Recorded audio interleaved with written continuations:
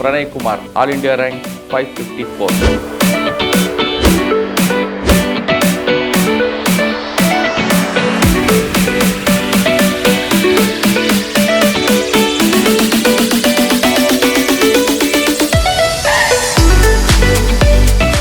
Giant కుకట్పల్లిలో చాలామందికి అదొక మంచి ప్లాట్ఫామ్. ఇక్కడ మీకు సివిల్ సవాల్ని ఇక్కడ అనుకున్నారా లేదా ముందే ప్రిపేర్ అయ్యి ఇక్కడికి వచ్చారు? మా మదర్ తను చిన్నప్పటి నుంచి మాకు చెప్తుండేది, because of various issues that she face. Unfortunately వాళ్ళకి జరగలేదు, బట్ ఫార్చునేట్లీ అలాంటిది జరగకూడదని చెప్పేసి చిన్నప్పటి నుంచి మాకు చెప్పుకుంటూ పెంచుకొచ్చింది.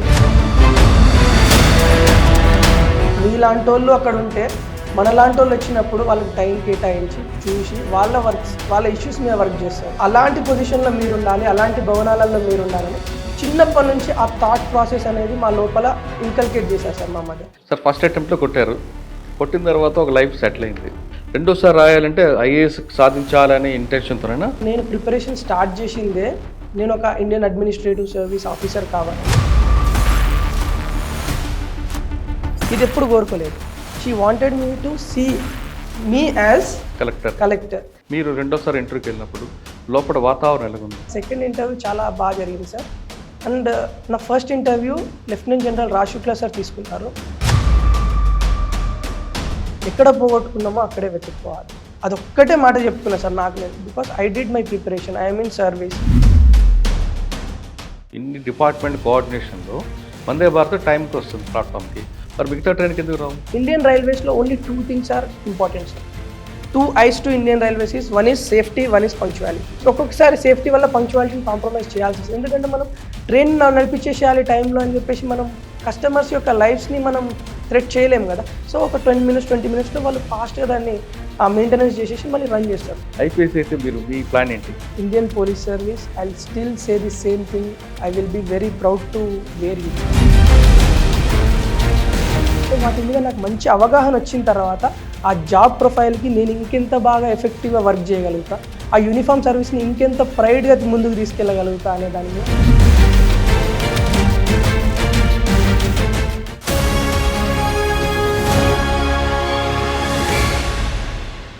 Welcome to I dream. సామాన్యుడు కూడా సివిల్ సాధించవచ్చు అని నిరూపిస్తున్న వారిని పరిచయం చేసే కార్యక్రమంలో ఈరోజు మన guest Pranay Kumar, all India rank 554. Pranay Kumar 554 సాధించడం వెనుక చాలా కష్టం ఉంది. అతని జర్నీ ఎప్పుడు స్టార్ట్ అయింది, ఎప్పుడు ఎండ్ అవుతుంది, ఆ జర్నీలో ఎన్ని స్పీడ్ బ్రేకర్స్ ఎదుర్కొన్నారు, అతని కష్టం వెనుక ఎవరెవరు ఉన్నారు, అతను సాధించడం వెనుక అతనుకున్న సపోర్టర్స్ ఎవరి విషయాన్ని ప్రణయ్ నాడు తెలుసుకుందాం. ప్రణయ్ నమస్తే అండి. కంగ్రాచులేషన్స్. Thank you sir. సాధారణంగా సివిల్ సాధించాలంటే అందరూ ఏమనుకుంటారంటే ఏదో పెద్ద అగాధం, పెద్ద బండరాయి, అది మోయాలంటే చాలా బలం ఉండాలి, దానికి రాజకీయ పలుకుబడి ఉండాలి, ఇంకేదో ఉండాలి అనుకుంటాను. కానీ మీలాంటి కుర్రాళ్ళు అందరూ కూడా సింపుల్గా వెళ్తున్నారు, సాధించుకొస్తున్నారు. అంటే దీని వెనుక ఒక పట్టుదల, ఒక క్రమశిక్షణ ఇవన్నీ ఉన్నాయి. కానీ మీరు ఈ 554 సాధించడం వెనుక పెద్ద జర్నీ కనిపిస్తుంటుంది. ఒకరోజు రాత్రి కాదు, దాదాపు 4-5 సంవత్సరాలు కష్టపడితే ఈ స్థాయికి వచ్చారు. ఇది మీ ఒక్క వర్కే కాకుండా అమ్మా నాన్న సపోర్టు, ఫ్రెండ్స్ సపోర్టు, మీరు తెంచుకున్న ఒక plan of action, plan B ఏంటి, ఈ ప్రశ్నలు అన్నిటికీ సమాధానం చెప్పే ముందు ఒక్కసారి మీ కుటుంబ నేపథ్యం, దీని వెనుక మీ కృషి ఎంత ఉంది, ఫాదర్ మదర్ సపోర్ట్ ఏ విధంగా వచ్చింది? సార్ నా కుటుంబ నేపథ్యంకి వచ్చేసరికి మాది చిన్న కుటుంబం సార్. మా father non government organisation women empowerment కోసం వర్క్ చేసి ఉండేవారు. సో ఇప్పుడు తను ఇంట్లోనే ఉంటున్నారు, retired. And my mother housewife sir, ఇంట్లోనే ఉంటుంది. And my sister married sir, తనకు ఒక పాప ఉంది. బ్రదర్ ఇప్పుడు PhD చేస్తున్నాడు సార్. అండ్ ఇంకొక బ్రదర్ లా చేస్తున్నాడు, 2nd year 3rd సెమిస్టర్లో ఉన్నారు. సో నేను ఇప్పుడు ప్రజెంట్ ఇండియన్ రైల్వే మేనేజ్మెంట్ సర్వీస్లో ఉన్నాను. అది నా ఫస్ట్ అటెంప్ట్. నేను రఘునాథ్పల్లి గ్రామం, జనగాం జిల్లాకి చెందిన వాడిని. జనగాం, రఘునాథ్పల్లి ఆ ప్రాంతం అంతా, పెంబర్తి ఈ ప్రాంతం అంతా ఒకప్పుడు భావాజాలం ప్రభావం తీవ్రంగా ఉంటుంది. చాలామంది అటువైపు వెళ్ళడానికి పోయింది. మీ మీద ఎప్పుడు ఆ ఎఫెక్ట్ పడలేదా? మీరు అన్నది వాస్తవమే సార్. అప్పట్లో ఆ భావాజాలం అటు సైడ్ వెళ్ళే ఆ ఎక్స్ట్రీమిజం, ఈ థాట్స్ ఉండేటి అటు సైడు. అండ్ మన దగ్గర ఉన్న హాట్స్పాట్స్లో అదొక పార్ట్. బట్ నేను 1999లో పుట్టాను సార్. సో నేను పుట్టే టైంకి అది ఏదైతే ఉందో ఆ ఇంపాక్ట్ అంత లేదు, అది అంతకుముందు ఉంటుండే. బట్ ఆ టైంలో అంత ఇంపాక్ట్ లేదు. ఉన్నప్పటికీ నేను మనకు అవగాహన ఎప్పుడు వస్తుంది సార్, 5-6 ఇయర్స్ తర్వాత వస్తుంది. అప్పటికి అది ఇంకా రెడ్యూస్ అయిపోయింది because of various government initiations అని చెప్పొచ్చు మనం. సో దాని ప్రకారం చూసుకుంటే నా పైన అంతగానం ఇంపాక్ట్ లేదు సార్. బట్ నాకు తెలుసు చరిత్రలో ఇది ఉండేది, ఇక్కడ ఉన్న పీపుల్ కానీ లేక డెవలప్మెంటల్ క్రైసిస్ జరగడం వల్ల ఇలాంటి ఇన్ఫ్లుయెన్స్ జరిగింది ఉండేది. బట్ నేనైతే చూడలేదు. ఓకే, అక్కడి నుంచి చదువుకున్నారు, హైదరాబాద్ వచ్చారు, JNTU Kukatpally. Yes sir. JNTU కూకట్పల్లిలో చాలామందికి అదొక మంచి ప్లాట్ఫామ్. అంటే ఎక్కడికి వచ్చాక సివిల్ అవ్వాలని కానీ లేదా ఇక్కడ నుంచి వేరే సర్వీస్కి వెళ్ళడానికి ఇది ఒక బెస్ట్ ప్లాట్ఫామ్. ఇక్కడ మీకు సివిల్స్ అవ్వాలని ఇక్కడ అనుకున్నారా లేదా ముందే ప్రిపేర్ అయ్యి ఇక్కడికి వచ్చారా? సార్ సివిల్ సర్వీసెస్లోకి రావాలి అని చిన్నప్పటి నుంచి ఉంది సార్ నాకు. ఎందుకు అంత బలంగా పడింది? మా మదర్ తను చిన్నప్పటి నుంచి మాకు చెప్తుండేది, because of various issues that she faced. చాలాసార్లు కలెక్టర్ ఆఫీస్కి వెళ్ళినప్పుడు అపాయింట్మెంట్స్ దొరకకపోవడం వల్ల, గ్రీవాన్సెస్ చెప్పుకుందామంటే మనకు అపాయింట్మెంట్ రాకపోవడం. సరే అపాయింట్మెంట్ రాలేదు, ఇక్కడ దాకా వచ్చినాం, ఒకసారి ఎలా ఉంటుంది ఆఫీస్ చూద్దాం, అట్లా బయటికి వెళ్ళినా చూసేసి వెళ్ళిపోదామంటే ఆ పర్మిషన్ కూడా దొరకకపోవడం. So normal common public face చేసే ఇష్యూస్లో మా మదర్ కూడా ఉన్నారు అందులో. అందరినీ కలెక్టర్ చూడడం వీలు పడదు, but still collector has to make some time and he has to see everyone, that is his job. కానీ అది జరగలేదు. సో అన్ఫార్చునేట్లీ వాళ్ళకి జరగలేదు, బట్ ఫార్చునేట్లీ అలాంటిది జరగకూడదని చెప్పేసి చిన్నప్పటి నుంచి మాకు చెప్పుకుంటూ పెంచుకొచ్చింది. ఎవరో ఉన్నారు, మాకు జరగలేదు, బట్ మీరు ఉండాలి అక్కడ, మీలాంటి వాళ్ళు అక్కడ ఉంటే మనలాంటి వాళ్ళు వచ్చినప్పుడు వాళ్ళకి టైం కేటాయించి చూసి వాళ్ళ ఇష్యూస్ మీద వర్క్ చేస్తారు. సో అలాంటి పొజిషన్లో మీరు ఉండాలి, అలాంటి భవనాలలో మీరు ఉండాలని చిన్నప్పటి నుంచి ఆ థాట్ ప్రాసెస్ అనేది మా లోపల ఇన్కల్కేట్ చేశారు సార్ మా మదర్. సో అది నాకు బ్యాక్ ఆఫ్ ది మైండ్ ఎప్పుడూ ఉంది. నేను డిప్లొమా చేసినా కానీ, బీటెక్ చేసినా కానీ, ఈవెన్ ఇక ఫర్దర్ స్టడీస్కి నేను వెళ్ళినా కూడా బ్యాక్ ఆఫ్ ది మైండ్ నాకు అది ఉండేది. సో అది అట్లనే ఉంచుకొని నేను బీటెక్ ఫైనల్ ఇయర్లో ఉన్నప్పుడు కోవిడ్ టైం సార్ అది. సో ఆన్లైన్ క్లాసెస్ జరుగుతున్నాయి, ఇవన్నీ జరుగుతున్నాయి కాబట్టి అదే టైం చూసుకొని నాకు ఫ్రీ టైం దొరికింది. సో నేను ఒక థాట్ ఇచ్చాను, అసలు ఏం చేద్దాం, ఫర్దర్ ఏంటి, ఇప్పటివరకు అనుకున్నాం సివిల్ సర్వీసెస్, బట్ అది ప్రాక్టికల్గా పాసిబులా కాదా, ఎంతమంది ఉన్నారు, కాస్ట్ టు బెనిఫిట్ అనాలిసిస్ ఏంటి, నా ఆపర్చునిటీ కాస్ట్ ఏంటి, ఇప్పుడు ఇటు వస్తే ఇంకేం మిస్ అవుతాయి నాకు. సో ఇవన్నీ చేసుకొని ఈవెన్ నేను ప్లేస్మెంట్స్కి వెళ్ళినా I don't feel like that satisfaction that I will get in civil services. ఇవన్నీ నేను అనలైజ్ చేసుకున్న తర్వాత నేను డిసైడ్ అయిపోయాను సార్, నేను సివిల్ సర్వీసెస్కి రావాలి. చిన్నప్పటి నుంచి నాకు ఆ థాట్ ప్రాసెస్ ఉంది. ఇప్పుడు కరెక్ట్ సమయం, ఇప్పుడు ప్రిపరేషన్ స్టార్ట్ చేయాలని కోవిడ్ టైంలో ప్రిపరేషన్ స్టార్ట్ చేశాను sir. In 2021 my journey is 3 years journey sir. First attempt I have given in 2022 and I am selected as Indian Railway Management Service by UPSC and Department of Personnel and Training. Fortunately దాని next prelims ఇచ్చాను 2023, clear అయ్యింది, mains clear అయిపోయింది. This time I'm expecting IAS with this rank. This is my journey. First టైంలో మీరు తీసుకున్న option ఏంటి sir? నా optional sociology sir. First అటెంప్ట్లో, సెకండ్ అటెంప్ట్లో నేను సోషాలజీని నమ్ముకున్నాను సార్. ఎందుకంటే సోషాలజీని మీరు అంతా తీసుకున్నారు సార్?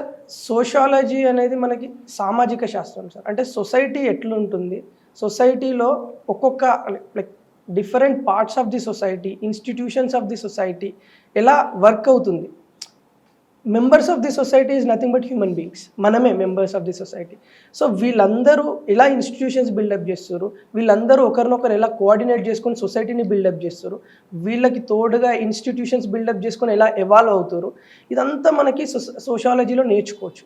దీనితో పాటు అడిషనల్గా వీఆర్ నాట్ ఎక్స్పర్ట్స్. నేను ఒక ఎక్స్పర్ట్ని కాదు సొసైటీని చదవడానికి. చాలామంది ఎక్స్పర్ట్స్ ఉన్నారు, కార్ల్ మార్క్స్ కానీ, డర్కైమ్ కానీ, మ్యాక్స్ వెబర్ కానీ, వీళ్ళంతా చదివేసి వాళ్ళ పర్స్పెక్టివ్స్ని సొసైటీ మీద ఇచ్చారు. మ్యారేజ్ యాజ్ అన్ ఇన్స్టిట్యూషన్ ఎందుకు ఉంది, ఏం చేస్తుంది, దాని ఫంక్షనల్ రోల్స్ ఏంటి, family as an institution mother ఏం రోల్ ప్లే చేస్తారు, పేరెంట్స్ ఏం ప్రైమరీ సోషలైజేషన్ ఏంటి. సో ఇవన్నీ మనకి ఆ సోషాలజీలో ఉంటాయి. ఇది నేను తీసుకోవడానికి రీజన్ ఏంటంటే this is subject matter of sociology, but as an administrator నేను వెళ్ళేది సొసైటీలోకే. అవును. సో నాకు ఆ సొసైటీ బిఫోర్ హ్యాండ్ నాకు అర్థమైతే నేను బెటర్గా వర్క్ చేయగలుగుతా, నా అవుట్పుట్ కొంచెం ఎఫెక్టివ్గా ఉంటుంది, ఎఫిషియెంట్గా హ్యాండిల్ చేయగలుగుతా సోషల్ ఇన్స్టిట్యూషన్స్ని కానీ at the same time members of the సొసైటీని కానీ. So this is the major reason sir. And apart from this reason నాకు సొసైటీ చదువుతున్నప్పుడు కూడా ఇంట్రెస్ట్ అనిపించింది. సో ఆ ఇంట్రెస్ట్ అదే మొమెంటం అనేది నాకు సస్టైన్ అయింది. ఫస్ట్ అటెంప్ట్కి సెకండ్ అటెంప్ట్కి సేమ్ క్యారీ చేయడానికి ఏంటంటే ఆ ఇంట్రెస్ట్ అనేది నాకు సస్టైనబుల్గా ఉంది. So I carried that. మీరు బుక్స్ చదివిన సోషియాలజీ వేరు, ఫీల్డ్లోకి వచ్చిన సోషియాలజీ వేరే కనిపిస్తుంటుంది. స్టేట్ వైడ్గా తీసుకుంటే ఒక్కొక్క ఏరియాలో ఒక్కొక్క రిథం కనిపిస్తుంటుంది. మీకు బాగా కనెక్ట్ అయింది ఎక్కడ, ఏ స్టేట్లో? మీరు అన్నది కరెక్టే సార్. బుక్లో మనము ఐడియల్ టైప్స్గా చదువుతాము, లేదంటే సొసైటీ ఇలా ఉంటే బాగుంటుంది, ఇలా ఉండొచ్చు అని డిఫరెంట్ పర్స్పెక్టివ్స్ చదువుతాము. ఫీల్డ్లోకి వచ్చేసరికి మనకు రియల్ పిక్చర్ డిఫరెంట్గా కూడా ఉంటుంది. కొన్నిసార్లు సేమ్ ఉండొచ్చు, కొన్నిసార్లు డిఫరెంట్గా ఉండొచ్చు ఆల్టుగెదర్. సో నేను I have been to different states sir because of railway management training. బీహార్కి వెళ్ళాను, నేను మహారాష్ట్రకి వెళ్ళాను, నెక్స్ట్ బెంగళూరుకి వెళ్ళబోతున్నాను. సో డిఫరెంట్ స్టేట్స్లో ట్రావెల్ చేశాను.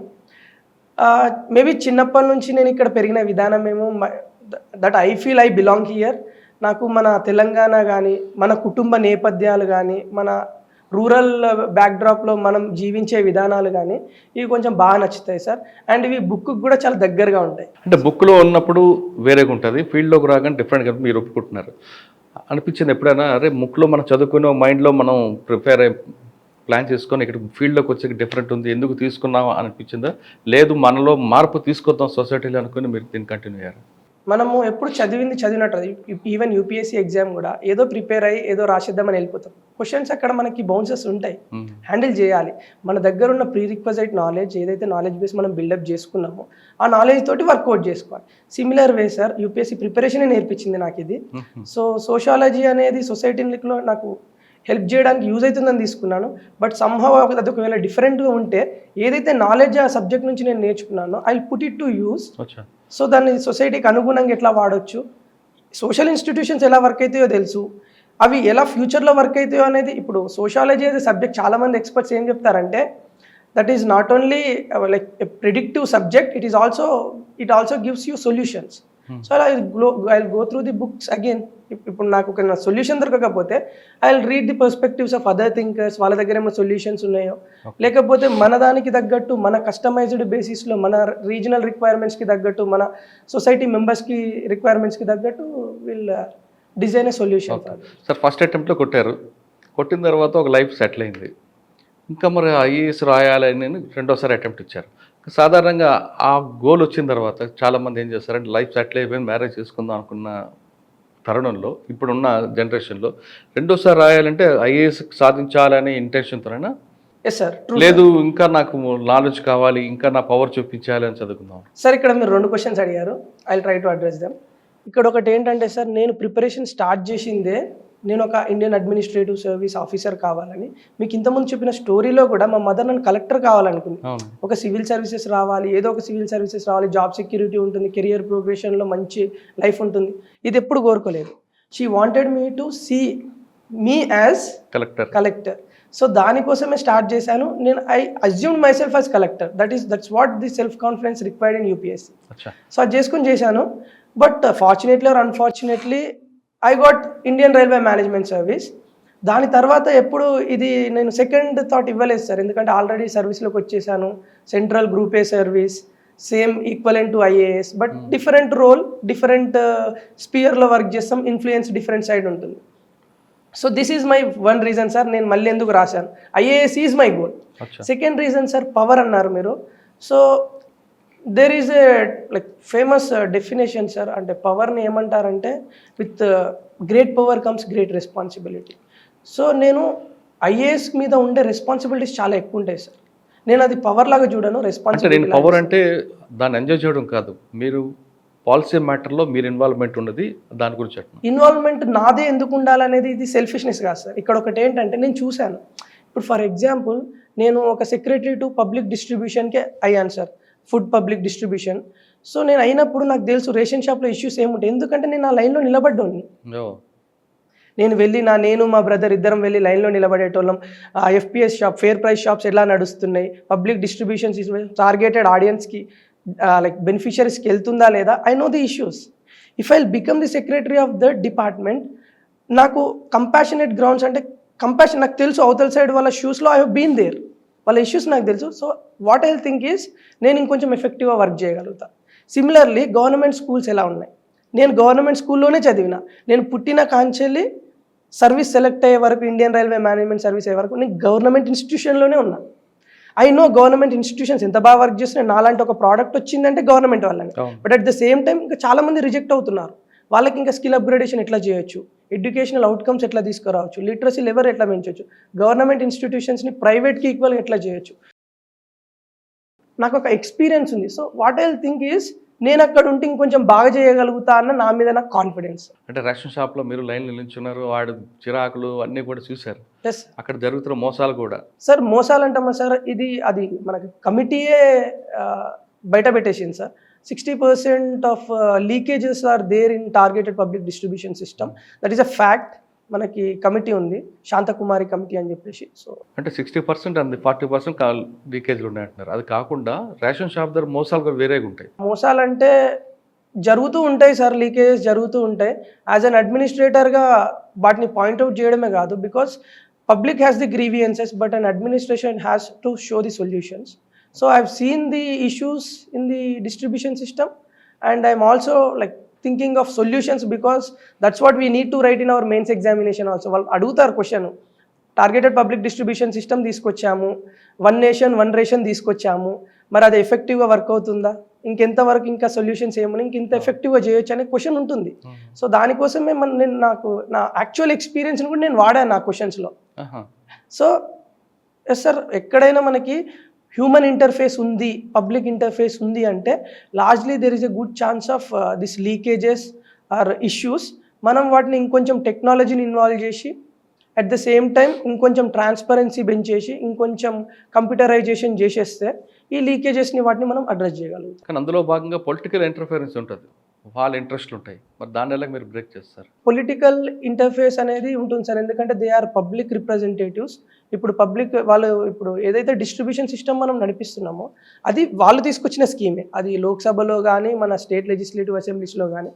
So there will be a direct interface between these institutions and policy members. But అది మనకి పాజిటివ్గా ఉంటే they well and good sir. అది because it is going to benefit the society and it will improve the welfare of the people. And if that is in a negative way and if it is against constitutional morals, as an administrator we are being called as steel frame. Why we are called as steel frame? Because if these kind of interfaces comes, we have to act as a barrier. So we are steel frame. First time already వచ్చింది కాబట్టి కొంచెం confidence level మీకు ఎక్కువ ఉంటాయి. లోపలికి వెళ్ళిన తర్వాత I కాంటాక్ట్తో direct చైర్మన్తో ఉన్నారా, ఇటు లెఫ్ట్ రైట్ ఉన్న వాళ్ళతో ఇచ్చారా? సార్ ఇది చాలా మందికి ఉండే డౌట్, ఇంటర్వ్యూకి వెళ్ళిన తర్వాత ఐ కాంటాక్ట్ ఎవరికి ఇవ్వాలని చెప్పేసి. నా పర్సనల్ సజెషన్ ఏంటంటే సార్, ఎవరితోనైతే మాట్లాడుతున్నామో వాళ్ళకి ఐ కాంటాక్ట్ ఇవ్వాలి. బట్ 10% ఆన్సర్లో ఒక్కసారైనా అలా ఒకసారి చూసేసి ఏం జరుగుతుంది, అందరు అబ్జర్వ్ చేస్తురా లేదా, వాట్ దే ఆర్ డూయింగ్ అని ఒక్క చిన్న స్కిమ్ చేసుకుంటే it will be better. Because we will be in a good position. వాళ్ళు ఏం చేస్తున్నారని మనం అబ్జర్వ్ చేయగలిగితే వాళ్ళు మన కంట్రోల్లో ఉన్నట్టు. వాళ్ళు ఏం చేస్తారు, నెక్స్ట్ ప్లాన్ మూవ్ మనకు తెలియదు అంటే మనం కొంచెం నర్వస్ ఫీల్ అవుతాం, వాళ్ళ కంట్రోల్లోకి వెళ్ళిపోతాం. సో మనం కంట్రోల్ చేయడం వాళ్ళది మన గోల్ కాదు. We have to satisfy them. మనము ఒక సివిల్ సర్వీసెస్కి ఎలిజిబుల్ క్యాండిడేట్, మన పర్సనాలిటీ అనేది జనాలకి సేవ చేయడానికి సూట్ అవుతుంది అనేది వాళ్ళని మెప్పించగలిగితే that's what the interview is all about. So అది చేయాలి. అందులో observation skills very important. 90% of the communication మీరు ఎవరైతే మిమ్మల్ని క్వశ్చన్ అడిగారో స్పీకర్తో చేయండి. మిగిలిన 10% just observe what they are doing. Position ఎలా కూర్చోండి, బాడీ లాంగ్వేజ్ ఎలా చూపించాలి? సార్ కూర్చోవడం సింపుల్ సార్, నార్మల్గా మనం కూర్చున్నట్టే. One thing very important is మన కూర్చునే పోస్చర్లో మన కాన్ఫిడెన్స్ రిఫ్లెక్ట్ అవుతుంది.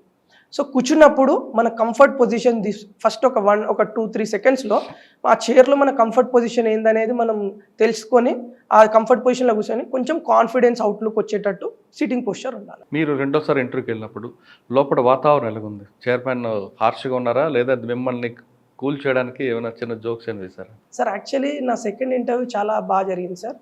అండ్ నా first interview lieutenant general Raj Shukla sir తీసుకున్నారు.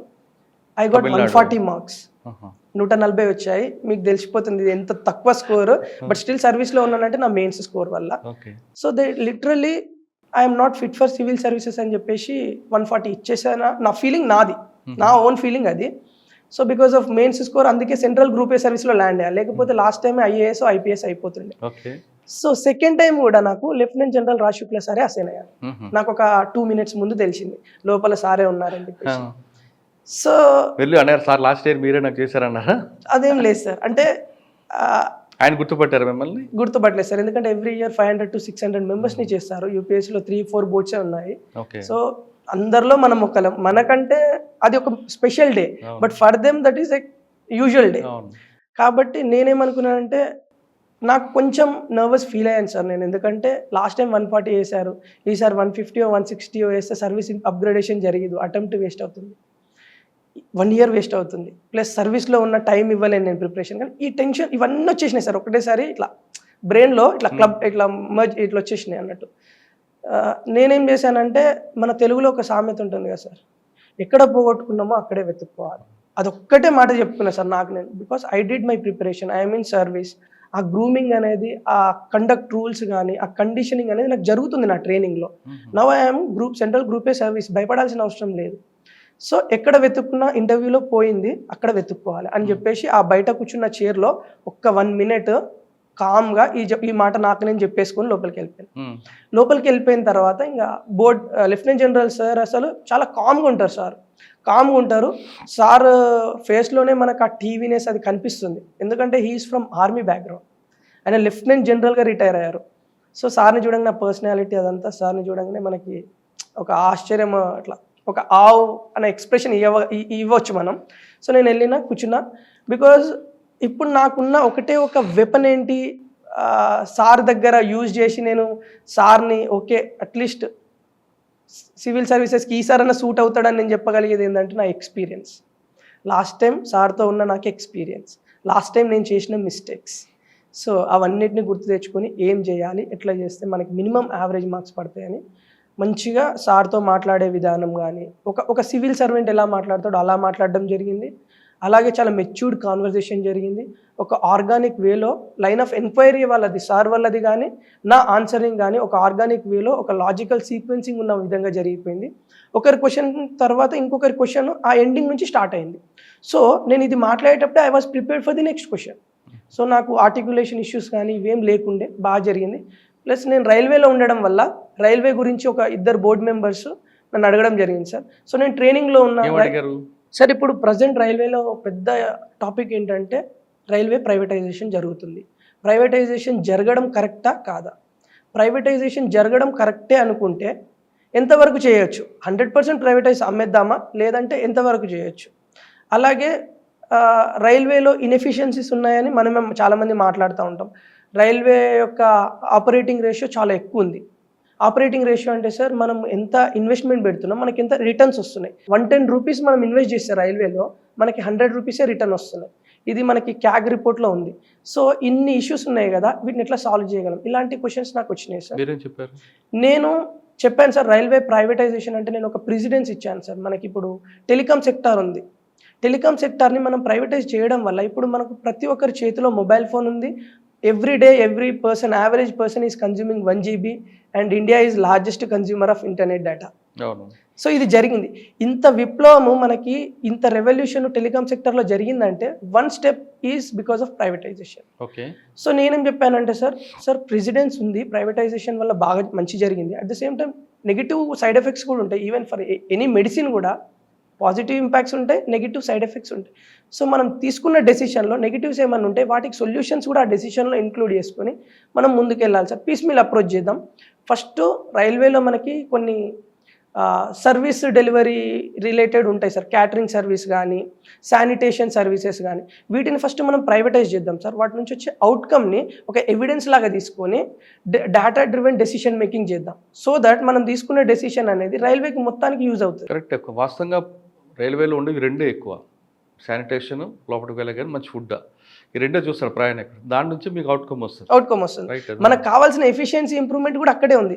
ఇప్పుడు ఎవరు వెళ్ళినా ఫుడ్ని క్రిటిసైజ్ చేస్తారు, సర్వీసెస్ని క్రిటిసైజ్ చేస్తారు, సీటింగ్ బాగాలేదంటారు, శానిటేషన్ లేదు, మురికిగా డర్టీగా ఉంది అని చెప్పేస్తారు, స్టింకింగ్ స్మెల్ వస్తుందని చెప్పి. సో ప్రైవేటైజ్ వాళ్ళకి చేస్తే మనకి అందరికీ తెలిసిన విషయం ఏంటంటే వాళ్ళు with profit motive they will also bring lot of efficiency and effectiveness. వాళ్ళు చేసే విధానం కానీ, ఆ స్ట్రిక్ట్ మెంటాలిటీ కానీ ఖచ్చితంగా చేయాలి. మనం గవర్నమెంట్ చేయలేమా సార్? మనం చేయగలుగుతాం. ఎందుకంటే ఇప్పుడు నేను రైల్వేనే ఎగ్జాంపుల్గా ఇస్తాను sir. Indian railway is a huge organisation. దగ్గర 12 లక్షల మంది దాంట్లో వర్క్ చేస్తారు. 12 లక్షల మందికి ఉపాధి కల్పిస్తున్నాం, గవర్నమెంట్ జాబ్ ఇస్తున్నాం. ఇంతమందిని కోఆర్డినేట్ చేసుకుంటా రైల్వేస్ని 75% పంక్చువాలిటీతో నడిపిస్తున్నామంటే this is the only organization which is doing it. జపాన్తో కంపేర్ చేయండి, మీరు చైనాతో కంపేర్ చేయండి, యూఎస్తో కంపేర్ చేయండి, I will tell the same thing because I have read them. నేను చదివాను వాటి గురించి. అవి చిన్న ఆర్గనైజేషన్స్, వాటి డెన్సిటీ తక్కువ, వాటి యొక్క ఫుట్ఫాల్ తక్కువ. మనం ఎవ్రీడే 2 crore ప్యాసింజర్స్కి సర్వీస్ చేస్తున్నాం. ఇంతమందిని మనం సర్వీస్ చేయగలుగుతున్నాం ఇంత ఎఫెక్టివ్గా. చిన్న ఇష్యూస్ ఉంటాయి సార్, ఎందుకంటే 2 కోట్ల మంది ప్యాసింజర్స్ని సాటిస్ఫై చేయాలి ఒకటే రోజు. It's a big thing. ఎవ్వరు చేయలేరు, but still Indian railway is managing. I'm not saying we're successful, it's managing చేయడం అనేది ఇట్స్ ఎ బిగ్ టాస్క్. అచ్చా. సో నా ఓన్ ఎక్స్పీరియన్స్ ఈ 6 months 7 months ఎక్స్పీరియన్స్తో నేనేం చెప్తున్నానంటే రైల్వేసే సూపర్గా చేస్తుంది with lot of efficiency and effectiveness. And మనం 75 పంక్చువాలిటీని ఏదైతే చెప్పానో ఇప్పుడు 85 చేయాలని 2024లో టార్గెట్ పెట్టుకున్నాం. So 10% increase in punctuality. So train ఈ టైం అంటే ఆ టైంకి వచ్చేసేయాలి ట్రైన్. మనం అది వందే భారత్లో కూడా చూస్తున్నాం. Step was started by Vande Bharat. మనకి 10:30కి ట్రైన్ ఉందంటే 10:29కి ట్రైన్ రైల్వే స్టేషన్లో ఉంటుంది. అంటే వందే భారత్ ఒకటే కాదు, మిగతా పాసింజర్ ట్రైన్ కూడా అదే ప్రయారిటీ ఇవ్వాలి కదా. Yes sir. సిగ్నల్ దగ్గరకు వచ్చి ఆగిపోతే ప్లాట్ఫామ్ దగ్గర జనం పాసింజర్ చూస్తారు. Yes sir. అది ఎందుకు ఆ గ్యాప్ను మనం దీనికి నేను ఒక కొటేషన్ ఇస్తాను సార్ ఎండ్ ఆఫ్ ది ఆన్సర్లో. బట్ స్టార్టింగ్ నేను ఏం చెప్పాలనుకుంటున్నా అంటే రైల్వేలో నేను యాజ్ ఎ ప్యాసింజర్ ఉన్నప్పుడు ఒక కస్టమర్కి, రైల్వేలో నేను ఒక కస్టమర్ని, నాకు ఇక్కడ నుంచి అక్కడికి వెళ్ళాలి, ట్రాన్స్పోర్ట్ బిజినెస్ రైల్వే చేస్తుంది, నేను వెళ్ళాలి నేను అనుకున్నప్పుడు I have lot of grievances. ఏంటి టైంకి రాదు, మధ్యలో 20-30 స్పీడ్లో వెళ్తుంది, ఎక్కడ పడితే అక్కడ ఆగుతుంది, ఇవన్నీ ఏంటి అని చెప్పేసి. బట్ ఇప్పుడు outside at that side of the railways నేను వెళ్ళిన తర్వాత lot of things are there sir. ఒక ట్రైన్ని రన్ చేయాలంటే 8 డిపార్ట్మెంట్స్ కోఆర్డినేట్ చేయాలి. అకౌంట్స్ కానీ, పర్సనల్ కానీ, ఆపరేషన్స్ కానీ, కమర్షియల్ కానీ, mechanical engineering, electrical engineering, civil engineers, వీళ్ళందరూ కోఆర్డినేట్ చేస్తే ఒక ట్రైన్ రన్ అవుతుంది. ఇన్ని డిపార్ట్మెంట్స్ని చేస్తున్నాం సక్సెస్ఫుల్గా చేస్తున్నాం, కోఆర్డినేషన్ ఉంది, ఇష్యూ లేదు. సెకండ్ థింగ్, రైల్వేలో మనకి కర్వ్స్ వస్తూ ఉంటాయి. మనకి మన ఇండియన్ సబ్ కాంటినెంట్లో డిఫరెంట్ జియోగ్రఫికల్ ఫీచర్స్ ఉన్నాయి. కొండలు ఉంటాయి, గుట్టలు ఉంటాయి, నదులు ఉంటాయి, ఇవన్నీ ఉంటాయి. వీటిని ఏమంటామంటే వీటి వల్ల వచ్చే వాటిని మనం స్పీడ్ రెస్ట్రిక్షన్స్ అంటాం సార్. అంటే ఇవి స్పీడ్ని తగ్గించుకొని మనం వెళ్ళాలి, లేకపోతే సేఫ్టీ అనేది ఎట్ రిస్క్ వస్తుంది. ట్రైన్ మనకి పడిపోవడం కానీ, డీరైల్మెంట్ అంటే పట్టాలు తప్పి పక్కకు వచ్చేయడం జరుగుతుంది. ఇవన్నిటిని హ్యాండిల్ చేసుకుంటా permanent speed restrictions, temporary speed restrictions, వీటన్నిటిని నెగోషియేట్ చేసుకుంటూ ఒక ట్రైన్ రన్ అవ్వాలి. So out side of this train, నేను ట్రైన్లో కూర్చున్న దగ్గర నుంచి బయటికి వచ్చి చూసినప్పుడు నాకు ఇవన్నీ తెలిసినాయి. So whatever they are doing their best to serve. Correct. మరి వందే భారత్కి చేస్తున్నట్లుగా మరి వీటికి చేయట్లేదు. ఇన్ని డిపార్ట్మెంట్ కోఆర్డినేషన్లో వందే భారత్ టైంకి వస్తుంది ప్లాట్ఫామ్కి, మరి మిగతా ట్రైన్కి ఎందుకు రావు సార్? That's what. ఇప్పుడు నేను 75% ఆఫ్ ది పంక్చువాలిటీ అన్నాను కదా sir. This is not for Vande Bharat, this is for whole railways.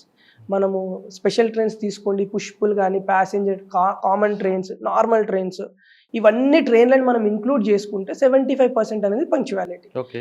So 100 ట్రైన్లను మనం 100 ట్రైన్లను పంపిస్తే 75 ట్రైన్స్ పంక్చువల్గా వస్తున్నాయి. మిగిలిన 25 ట్రైన్స్ ఎందుకు రావట్లేదు అంటే ఇప్పుడు నేను చెప్పినట్టు కోఆర్డినేషన్ ఇష్యూ రావచ్చు, లేదంటే టెంపరీ మనకి ఇప్పుడు బికాస్ ఆఫ్ హీట్ ఇష్యూస్ మనకి పట్టాలు అనేటివి కొంచెం ఎక్స్పాండ్ అవ్వడం వల్ల బంప్స్ వస్తాయి. ఈ బంప్స్ రావచ్చు. ఆ విత్ ఇన్ 1-2 అవర్స్లో వాటిని మనం మెకానికల్ ఇంజనీర్స్ కానీ, సివిల్ ఇంజనీర్స్ కానీ వాళ్ళన్నింటినీ దాన్ని సమానం చేసేయాలి, మళ్ళీ ట్రైన్ రన్ చేయాలి.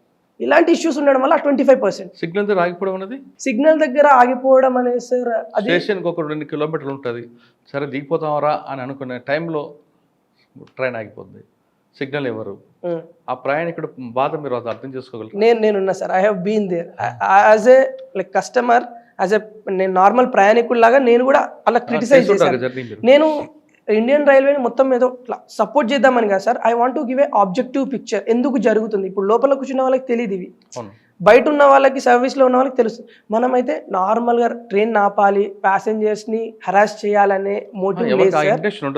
ఏంటంటే సార్ అక్కడ ఇష్యూస్ ఏంటంటే ఇప్పుడు నేను చెప్పినట్టు మెయింటెనెన్స్ జరుగుతుండొచ్చు, మనకి ఏంటంటే ట్రాక్స్ ఖరాబ్ అవుతుండొచ్చు, బ్యాలాస్ట్ అంటే కంకర ఉంటుంది, కంకర మనకి కరెక్ట్ సరిసమానంగా లేకుండా, స్లాబ్స్ సరిసమానంగా లేకపోతే ట్రైన్ సేఫ్టీ అనేది issue.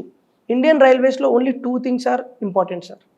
2 eyes to Indian Railways is, one is safety, one is punctuality. So ఒక్కొక్కసారి సేఫ్టీ వల్ల పంక్చువాలిటీని కాంప్రమైజ్ చేయాల్సి వస్తుంది. ఎందుకంటే మనం ట్రైన్ నడిపించేసేయాలి టైంలో అని చెప్పేసి మనం కస్టమర్స్ యొక్క లైఫ్స్ని మనం థ్రెడ్ చేయలేము కదా. సో ఒక 10 మినిట్స్ 20 మినిట్స్లో వాళ్ళు ఫాస్ట్గా దాన్ని మెయింటెనెన్స్ చేసేసి మళ్ళీ రన్ చేస్తారు.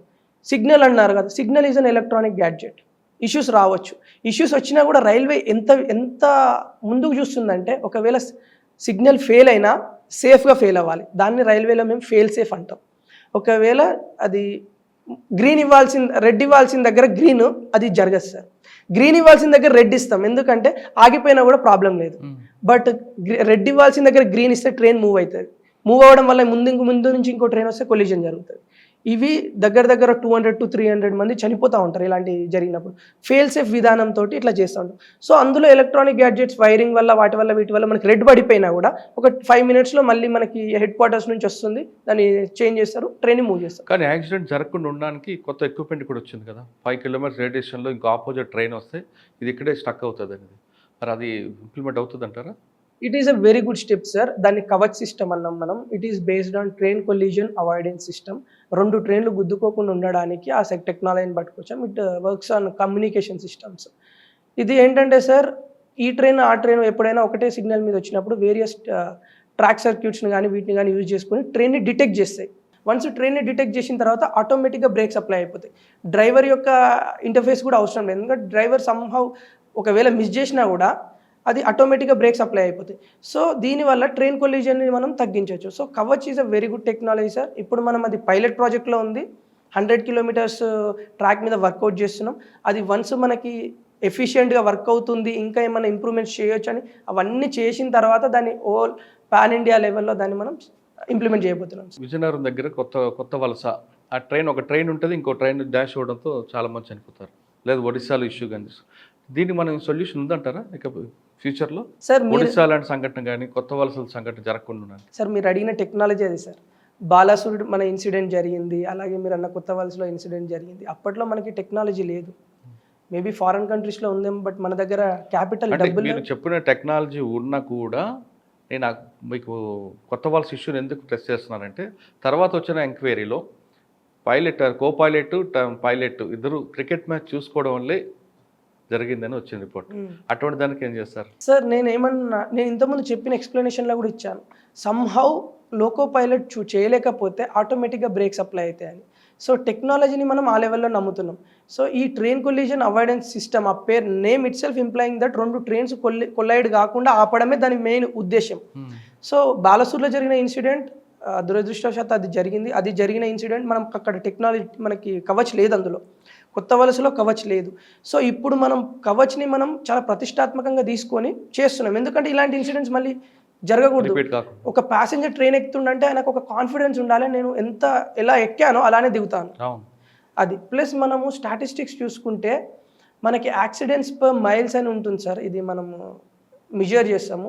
0.03 అనేది ఇండియన్ రైల్వేస్ యొక్క స్టాటిస్టిక్స్. రోడ్డుకి కంపేర్ చేసుకుంటే అది 100 రెట్లు తక్కువ. నేనంటే చెప్తున్నాను, ఒక కంపారిజన్ ఇస్తున్నాను రోడ్వేస్కి మన రైల్వేస్కి కంపారిజన్. సేఫ్టీ అనేది చెప్తే railways is very very very far better in safety. అందుకే పబ్లిక్ ట్రాన్స్పోర్ట్ రైల్వేకి ఇస్తారు ప్రయారిటీ. ఓకే, మీరు బోర్డులో ఇవన్నీ కూడా మీ పనికి వచ్చాయి, ఇవన్నీ జరిగాయి sir discussion. And somehow they satisfied. Raj Shukla sir he satisfied. And మీరు చైర్మన్తో ఫేస్ చేశారు, మంచి మార్కులు కొట్టారు. కానీ మీరు మాక్ ఇంటర్వ్యూలో ఏకే మహంతి గారితో కూడా మీరు ఫేస్ చేశారు. Yes sir. ఏకే మహంతి గారిని ఏం నేర్చుకున్నారు? ఆయన కూడా పోలీస్ ఫ్యామిలీ నుంచి వచ్చారు, డిసిప్లిన్కి నెంబర్ 1 ఆయన, అవుట్ స్టాండింగ్ ఆఫీసర్. వాళ్ళ ఫ్యామిలీ అంతా పోలీసే, మా అమ్మగారు ఆయన కొడుకులు ఇద్దరు కూడా. ఆయన దగ్గర ఏం నేర్చుకున్నారు సార్? సార్తో నాకు మాక్ ఇంటర్వ్యూలో ఒక 5 మినిట్స్ ఏమో కాన్వర్జేషన్ జరిగింది. సార్ క్వశ్చన్స్ ఏంటంటే సార్, డైరెక్ట్ క్వశ్చన్స్ ఉంటాయి. ఒక క్యాండిడేట్ని అసెస్ చేయడానికి డైరెక్ట్ క్వశ్చన్స్ అడుగుతూ ఉంటారు సార్. సార్ దగ్గర నుంచి నేనేం నేర్చుకున్నానంటే సార్, డిసిప్లిన్, మీరు చెప్పినట్టు డిసిప్లిన్ ఉండాలి. క్వశ్చన్ మేకింగ్ సార్ది ఒక సీక్వెన్స్లో ఉంటుంది.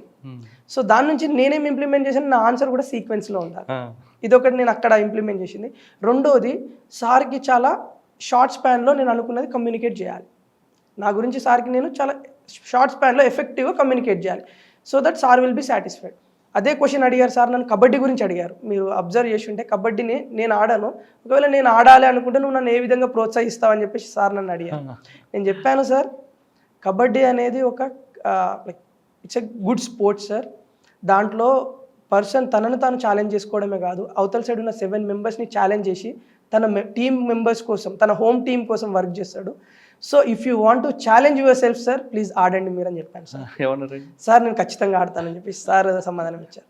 So this is how I answered, because sir అలాంటి ఆన్సర్ ఎక్స్పెక్ట్ చేస్తుండే సార్ క్వశ్చన్స్ నుంచి నాకు అర్థమైంది. సో క్రిస్ప్గా షార్ట్ పీరియడ్లో ఇది సార్ ఇందువల్ల చేయాలి అంటే సార్. ఆయన కూడా సర్వీస్లో ఉన్నప్పుడు కూడా సూటిగా సుత్తు లేకుండా చెప్పంటారు అంతే. Yes sir. నువ్వు ఎంత చేటపారం చెప్పినా అవన్నీ కాదు, సూటిగా సుత్తు లేకుండా చెప్పాలి. ఓకే, మాక్ ఇంటర్వ్యూ మంచి సక్సెస్ అయ్యారు, మెయిన్ ఇంటర్వ్యూ సక్సెస్ అయ్యారు, రిజల్ట్ వచ్చింది 554. ఇక్కడ మాకు డౌట్ వస్తుంది, ఇప్పుడు ఐఏఎస్ వస్తుందా ఐపీఎస్ వస్తుందా? అమ్మేమో ఐఏఎస్, ఐపీఎస్ ఇప్పుడు రావచ్చు అనుకుందాం. సార్ మరి ఇంకో థర్డ్ ఐటమ్ ఇస్తారా? సార్ నేను I'm a man of my word. నేను ఐఏఎస్ అవ్వాలనే ప్రిపరేషన్లోకి వచ్చినాను. IPS is all India service, it's a very good service. పబ్లిక్కి సర్వీస్ చేయొచ్చు, లా అండ్ ఆర్డర్ హ్యాండిల్ చేయొచ్చు, నేషనల్ సెక్యూరిటీ అనేది ఇన్ అవర్ హ్యాండ్స్.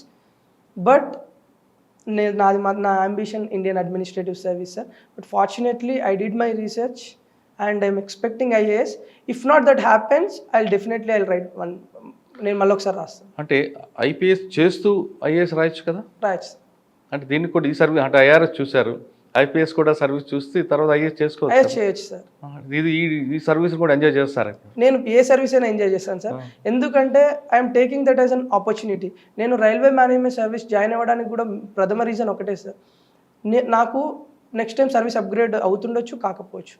అయితే రైల్వేలో ఉండడానికి ఇట్స్ ఏ లాస్ట్ ఆప్షన్. రైల్వేలో ఉండి రైల్వే ఏంటి యాజ్ అన్ ఆర్గనైజేషన్, ఇట్స్ ఇంత హ్యూజ్ ఆర్గనైజేషన్, ఎట్లా వర్క్ అవుతుంది నేర్చుకుందాం అని ట్రైనింగ్లో జాయిన్ అయ్యాను. ఈఓఎల్ కూడా తీసుకోలేదు నేను. సిమిలర్లీ ఒకవేళ కాకపోతే anyway I'm going to be part of Indian railways. Sir నాకు చాలా అటెంప్ట్స్ ఉన్నాయి సార్. I'm 24 years old. ఇంకేమండి ఐపీఎస్ కూడా చేయండి. నేను అదే సార్, ఇప్పుడు నాకు ఐపీఎస్ అవ్వండి, యూనిఫామ్ సర్వీస్ చూడండి, తర్వాత ఐఏఎస్ వెళ్ళండి. అది మన చేతిలో లేదు సార్. డీటెయిల్డ్ అప్లికేషన్ ఫామ్ 2 అని ఉంటుంది, అది ఇంటర్వ్యూకి వెళ్ళే ముందు ఇచ్చేస్తాం. అందులో ప్రిఫరెన్స్ ఇచ్చేసాను. నేను చేసిన రీసెర్చ్ ప్రకారం నేను నా తర్వాత ఇంకో ఇద్దరు కూడా ఐఏఎస్ వస్తుంది. నాకు ఒక్కడికే కాదు, నా తర్వాత ఇంకొక ఇద్దరు కూడా ఐఏఎస్ వస్తుంది. సంహా ఒకవేళ మిస్ అయినా కూడా మీరు అన్నట్టు ఐపీఎస్కి వెళ్తాను. యూనిఫామ్ సర్వీస్ కూడా ఎలా వర్క్ అవుతుంది, అందులో నుంచి డిసిప్లిన్, డెడికేషన్, ఎస్ప్రిట్, డీకాప్స్ ఇది తీసుకొని ఐఏఎస్లో కూడా దాన్ని ఇంప్లిమెంట్ చేయడానికి ట్రై చేస్తాను. రిజల్ట్ వచ్చింది 554. అమ్మా నన్ను ఏమన్నారు? ఫ్రెండ్స్ ఎంజాయ్మెంట్ ఎలా జరిగింది? ఫస్ట్ అటెంప్ట్, దాని తర్వాత సెకండ్ అటెంప్ట్ కంటిన్యూస్గా యూపీఎస్సీలో రిజల్ట్ రావడం అనేది it's a very big thing sir. నేను ఆశించాను, బట్ ఖచ్చితంగా జరుగుతుందన్న నమ్మకం అయితే మనకు ఉండదు. సెల్ఫ్ కాన్ఫిడెన్స్ ఉంటుంది, బట్ అదే ఖచ్చితంగా జరుగుతుందన్న అంత ఉంటుంది, ఓవర్ కాన్ఫిడెన్స్ అవుతుంది. So I was stop my self at self confidence. So self confidence దగ్గర ఆపేశాను. బట్ ఫార్చునేట్లీ ఈసారి కూడా సర్వీస్ వచ్చింది. నేను చెప్పాను, మమ్మీ ఫస్ట్ కాలే మా మదర్కి చేశాను. నేను డైరెక్ట్ నాకు ర్యాంక్ ఎంత వచ్చిందని కూడా చెప్పలేదు. I told them I got IAS. Because ఎందుకంటే last time the closed rank for IAS was 577. I got 554. So there is a good chance for me to getting in to IAS and I'm believing it. So there is one good statement that if you believe something so hard, the universe will conspire it to make it true.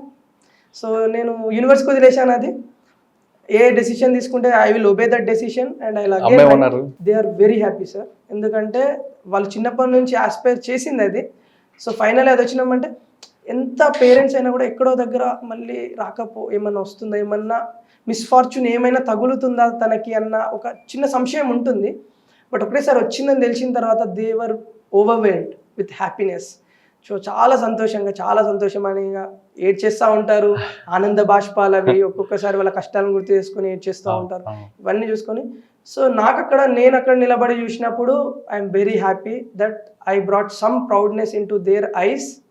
So somehow I did my part in their lives అన్న ఫీలింగ్, ఆ satisfaction నాకు వచ్చింది. But there is lot to do more అన్న అదొక దాన్ని ఏమంటాం sir, ఆ ముందు చూపును కూడా నేను పెట్టుకున్నాను. సో ఇంకా నేను చేసే సర్వీస్ వల్ల వాళ్ళు అనుకున్నది నేను ఐఏఎస్ అవ్వడం వాళ్ళ అంబిషన్ కాదు సార్. నేను ఐఏఎస్ అయిన తర్వాత ప్రతి ఒక్కరిని నేను చేరడం, ఒక లైన్లో 100 మంది నిలబడితే ఆ 100% కూడా నేను చూడాలి, నేను మాట్లాడాలి, నేను సర్వీస్ చేయగలగాలి, అది వాళ్ళ కోరిక. సో అది నేను చేసినప్పుడు they will feel more proud compare to this selection. So అది చేయడం అనేది నా మేజర్ ఎయిమ్స్. అంటే అది ఇంకా టైం పడుతుంది, కానీ ఇప్పుడు వరకు అయితే మీ ఫ్యామిలీలో మీ రెండోసారి ర్యాంక్ కొట్టడం ఆ గర్వం అనేది అమ్మ కళలో అందరికి కనిపిస్తుంది. కళ్ళలో కనిపిస్తుంది సార్. మీకు ఒక గోల్, మీకు ఒక ఫ్రేమ్, అంటే కేవలం ప్రతి ఒక్కరిని కలవడమే కాకుండా మీరు మైండ్లో కొన్ని ఫ్రేమ్స్ పెట్టుకుని ఉంటారు. ఒక గోల్ ఎలా చేయాలి సర్వీస్ అని.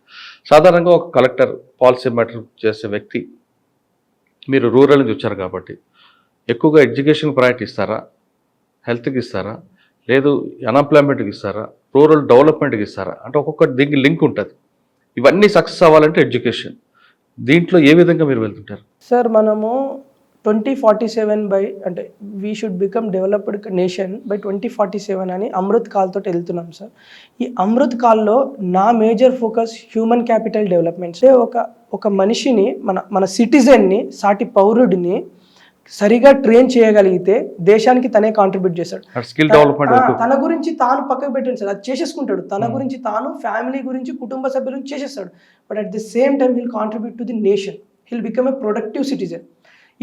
నా దృష్టి ఈ అమృత్ కాల్లో మాత్రం human capital development sir. Human capital డెవలప్మెంట్లో ఏమొస్తాయి? Education, health, skill development. ఈ మూడిటి మీద నా ప్రైమరీ ఫోకస్ ఉంటుంది సార్. మళ్ళీ మీరు అన్నట్టు ఎడ్యుకేషన్లో చాలా ఇన్ఈక్వాలిటీస్ ఉన్నాయి. సోషల్గా కానీ, జెండర్ బేస్డ్ ఇన్ఈక్వాలిటీస్ కానీ, హెల్త్లో చాలా ఇన్ఈక్వాలిటీస్ ఉన్నాయి. యంగర్ పీపుల్కి హెల్త్ అందడం లేదు, ఈ పాలియేటివ్ కేర్ సరిగా లేదు, ఓల్డ్ పీపుల్కి జరగట్లేదు. మనం డెవలప్ అవుతున్నా కొద్ది ఏజ్ ప్రోగ్రెషన్ జరుగుతుంది. ఓల్డ్ ఏజ్ పీపుల్ యొక్క ప్రపోర్షన్ పెరుగుతుంది. వాళ్ళు ప్రొడక్టివ్గా ఉండరు, but still they did lot of contribution in there productive days. మరి వాళ్ళని టేక్ కేర్ చేయాల్సింది కంట్రీస్ రెస్పాన్సిబిలిటీ. సో ఇవన్నీ నా మెయిన్ దృష్టిలో ఉన్నాయి సార్. ఈ మూడిటితోటి హోల్ ఇష్యూస్ని నేను సాల్వ్ చేద్దాం అనుకున్నాను. ఇప్పుడు ముసలి వాళ్ళు ఉన్నారు, వాళ్ళు రూరల్ ఏరియాస్లోనే రిజైడ్ అయి ఉంటారు. సో వాళ్ళని ఫోకస్ చేస్తూ రూరల్ డెవలప్మెంట్ని చేయాలి. ప్లస్ హ్యూమన్ క్యాపిటల్లో హెల్త్ వస్తుంది, మంచి హెల్త్, ప్రైమరీ హెల్త్ కానీ, సెకండరీ హెల్త్ కానీ, టెరిషరీ స్పెషాలిటీ హెల్త్ కానీ, ఉన్న స్కీమ్స్ బెనిఫిషరీకి వెళ్ళేటట్టు దాని గురించి అవగాహన తీసుకొచ్చి వాళ్ళందరికీ హెల్త్ అందాలి. ఈ అవుట్ ఆఫ్ పాకెట్ ఎక్స్పెండిచర్ అంటాం సార్, జేబులో నుంచి మనం ఎంత ఖర్చు పెడుతున్నాం మన హెల్త్ కోసం అని చెప్పేసి, అది మనకి 56% అనేది మనకి ఉంది ఇప్పుడు స్టాటిస్టిక్స్. అంటే 100 రూపాయలలో 50 రూపాయలు మన జేబుల నుంచి ఖర్చు పెడితేనే మనకి హెల్త్ అందుతుంది. దాన్ని తగ్గించాలి. అది మనకి బిలో పావర్టీ లైన్ వాళ్ళకి తగ్గించాలి, మిడిల్ క్లాస్ వాళ్ళకి తగ్గించాలి. వాళ్ళని మిస్సింగ్ మిడిల్ అంటాం, మనకి ఇన్సూరెన్స్ ఉండదు, మిస్సింగ్ మిడిల్ క్లాస్ వాళ్ళు. సో వీళ్ళందరినీ ఫోకస్ చేయాలి. Education is a primary motive. మీరు ఎడ్యుకేషన్ మీద ఎక్కువ ఫోకస్ చేస్తారు, మంచి ఐడియా, దాన్ని ఎవరు కాదండి. కానీ బిలో పావర్టీ ఉన్న వాళ్ళకి ఎడ్యుకేషన్ అనేది ఒక అందరిని ద్రాక్ష పండు. వాళ్ళు రోజు కష్టపడితేనే భోజనం. అటువంటి పిల్లలకి స్కూల్కి పంపడం అనేది కష్టం. ఒక దగ్గర ఉండే వాళ్ళు ఉంటారు, సంచారంగా తిరుగుతుంటారు. అటువంటి వాళ్ళని మీరు ఒకవేళ ఫోకస్ చేస్తే ఆ టాస్క్ ఎలా తీసుకుంటారు? వాళ్ళు కూడా ఇంపార్టెంట్ దేశానికి. సార్ నాకు రేషన్ కార్డు ఉంది sir, below poverty line ration card.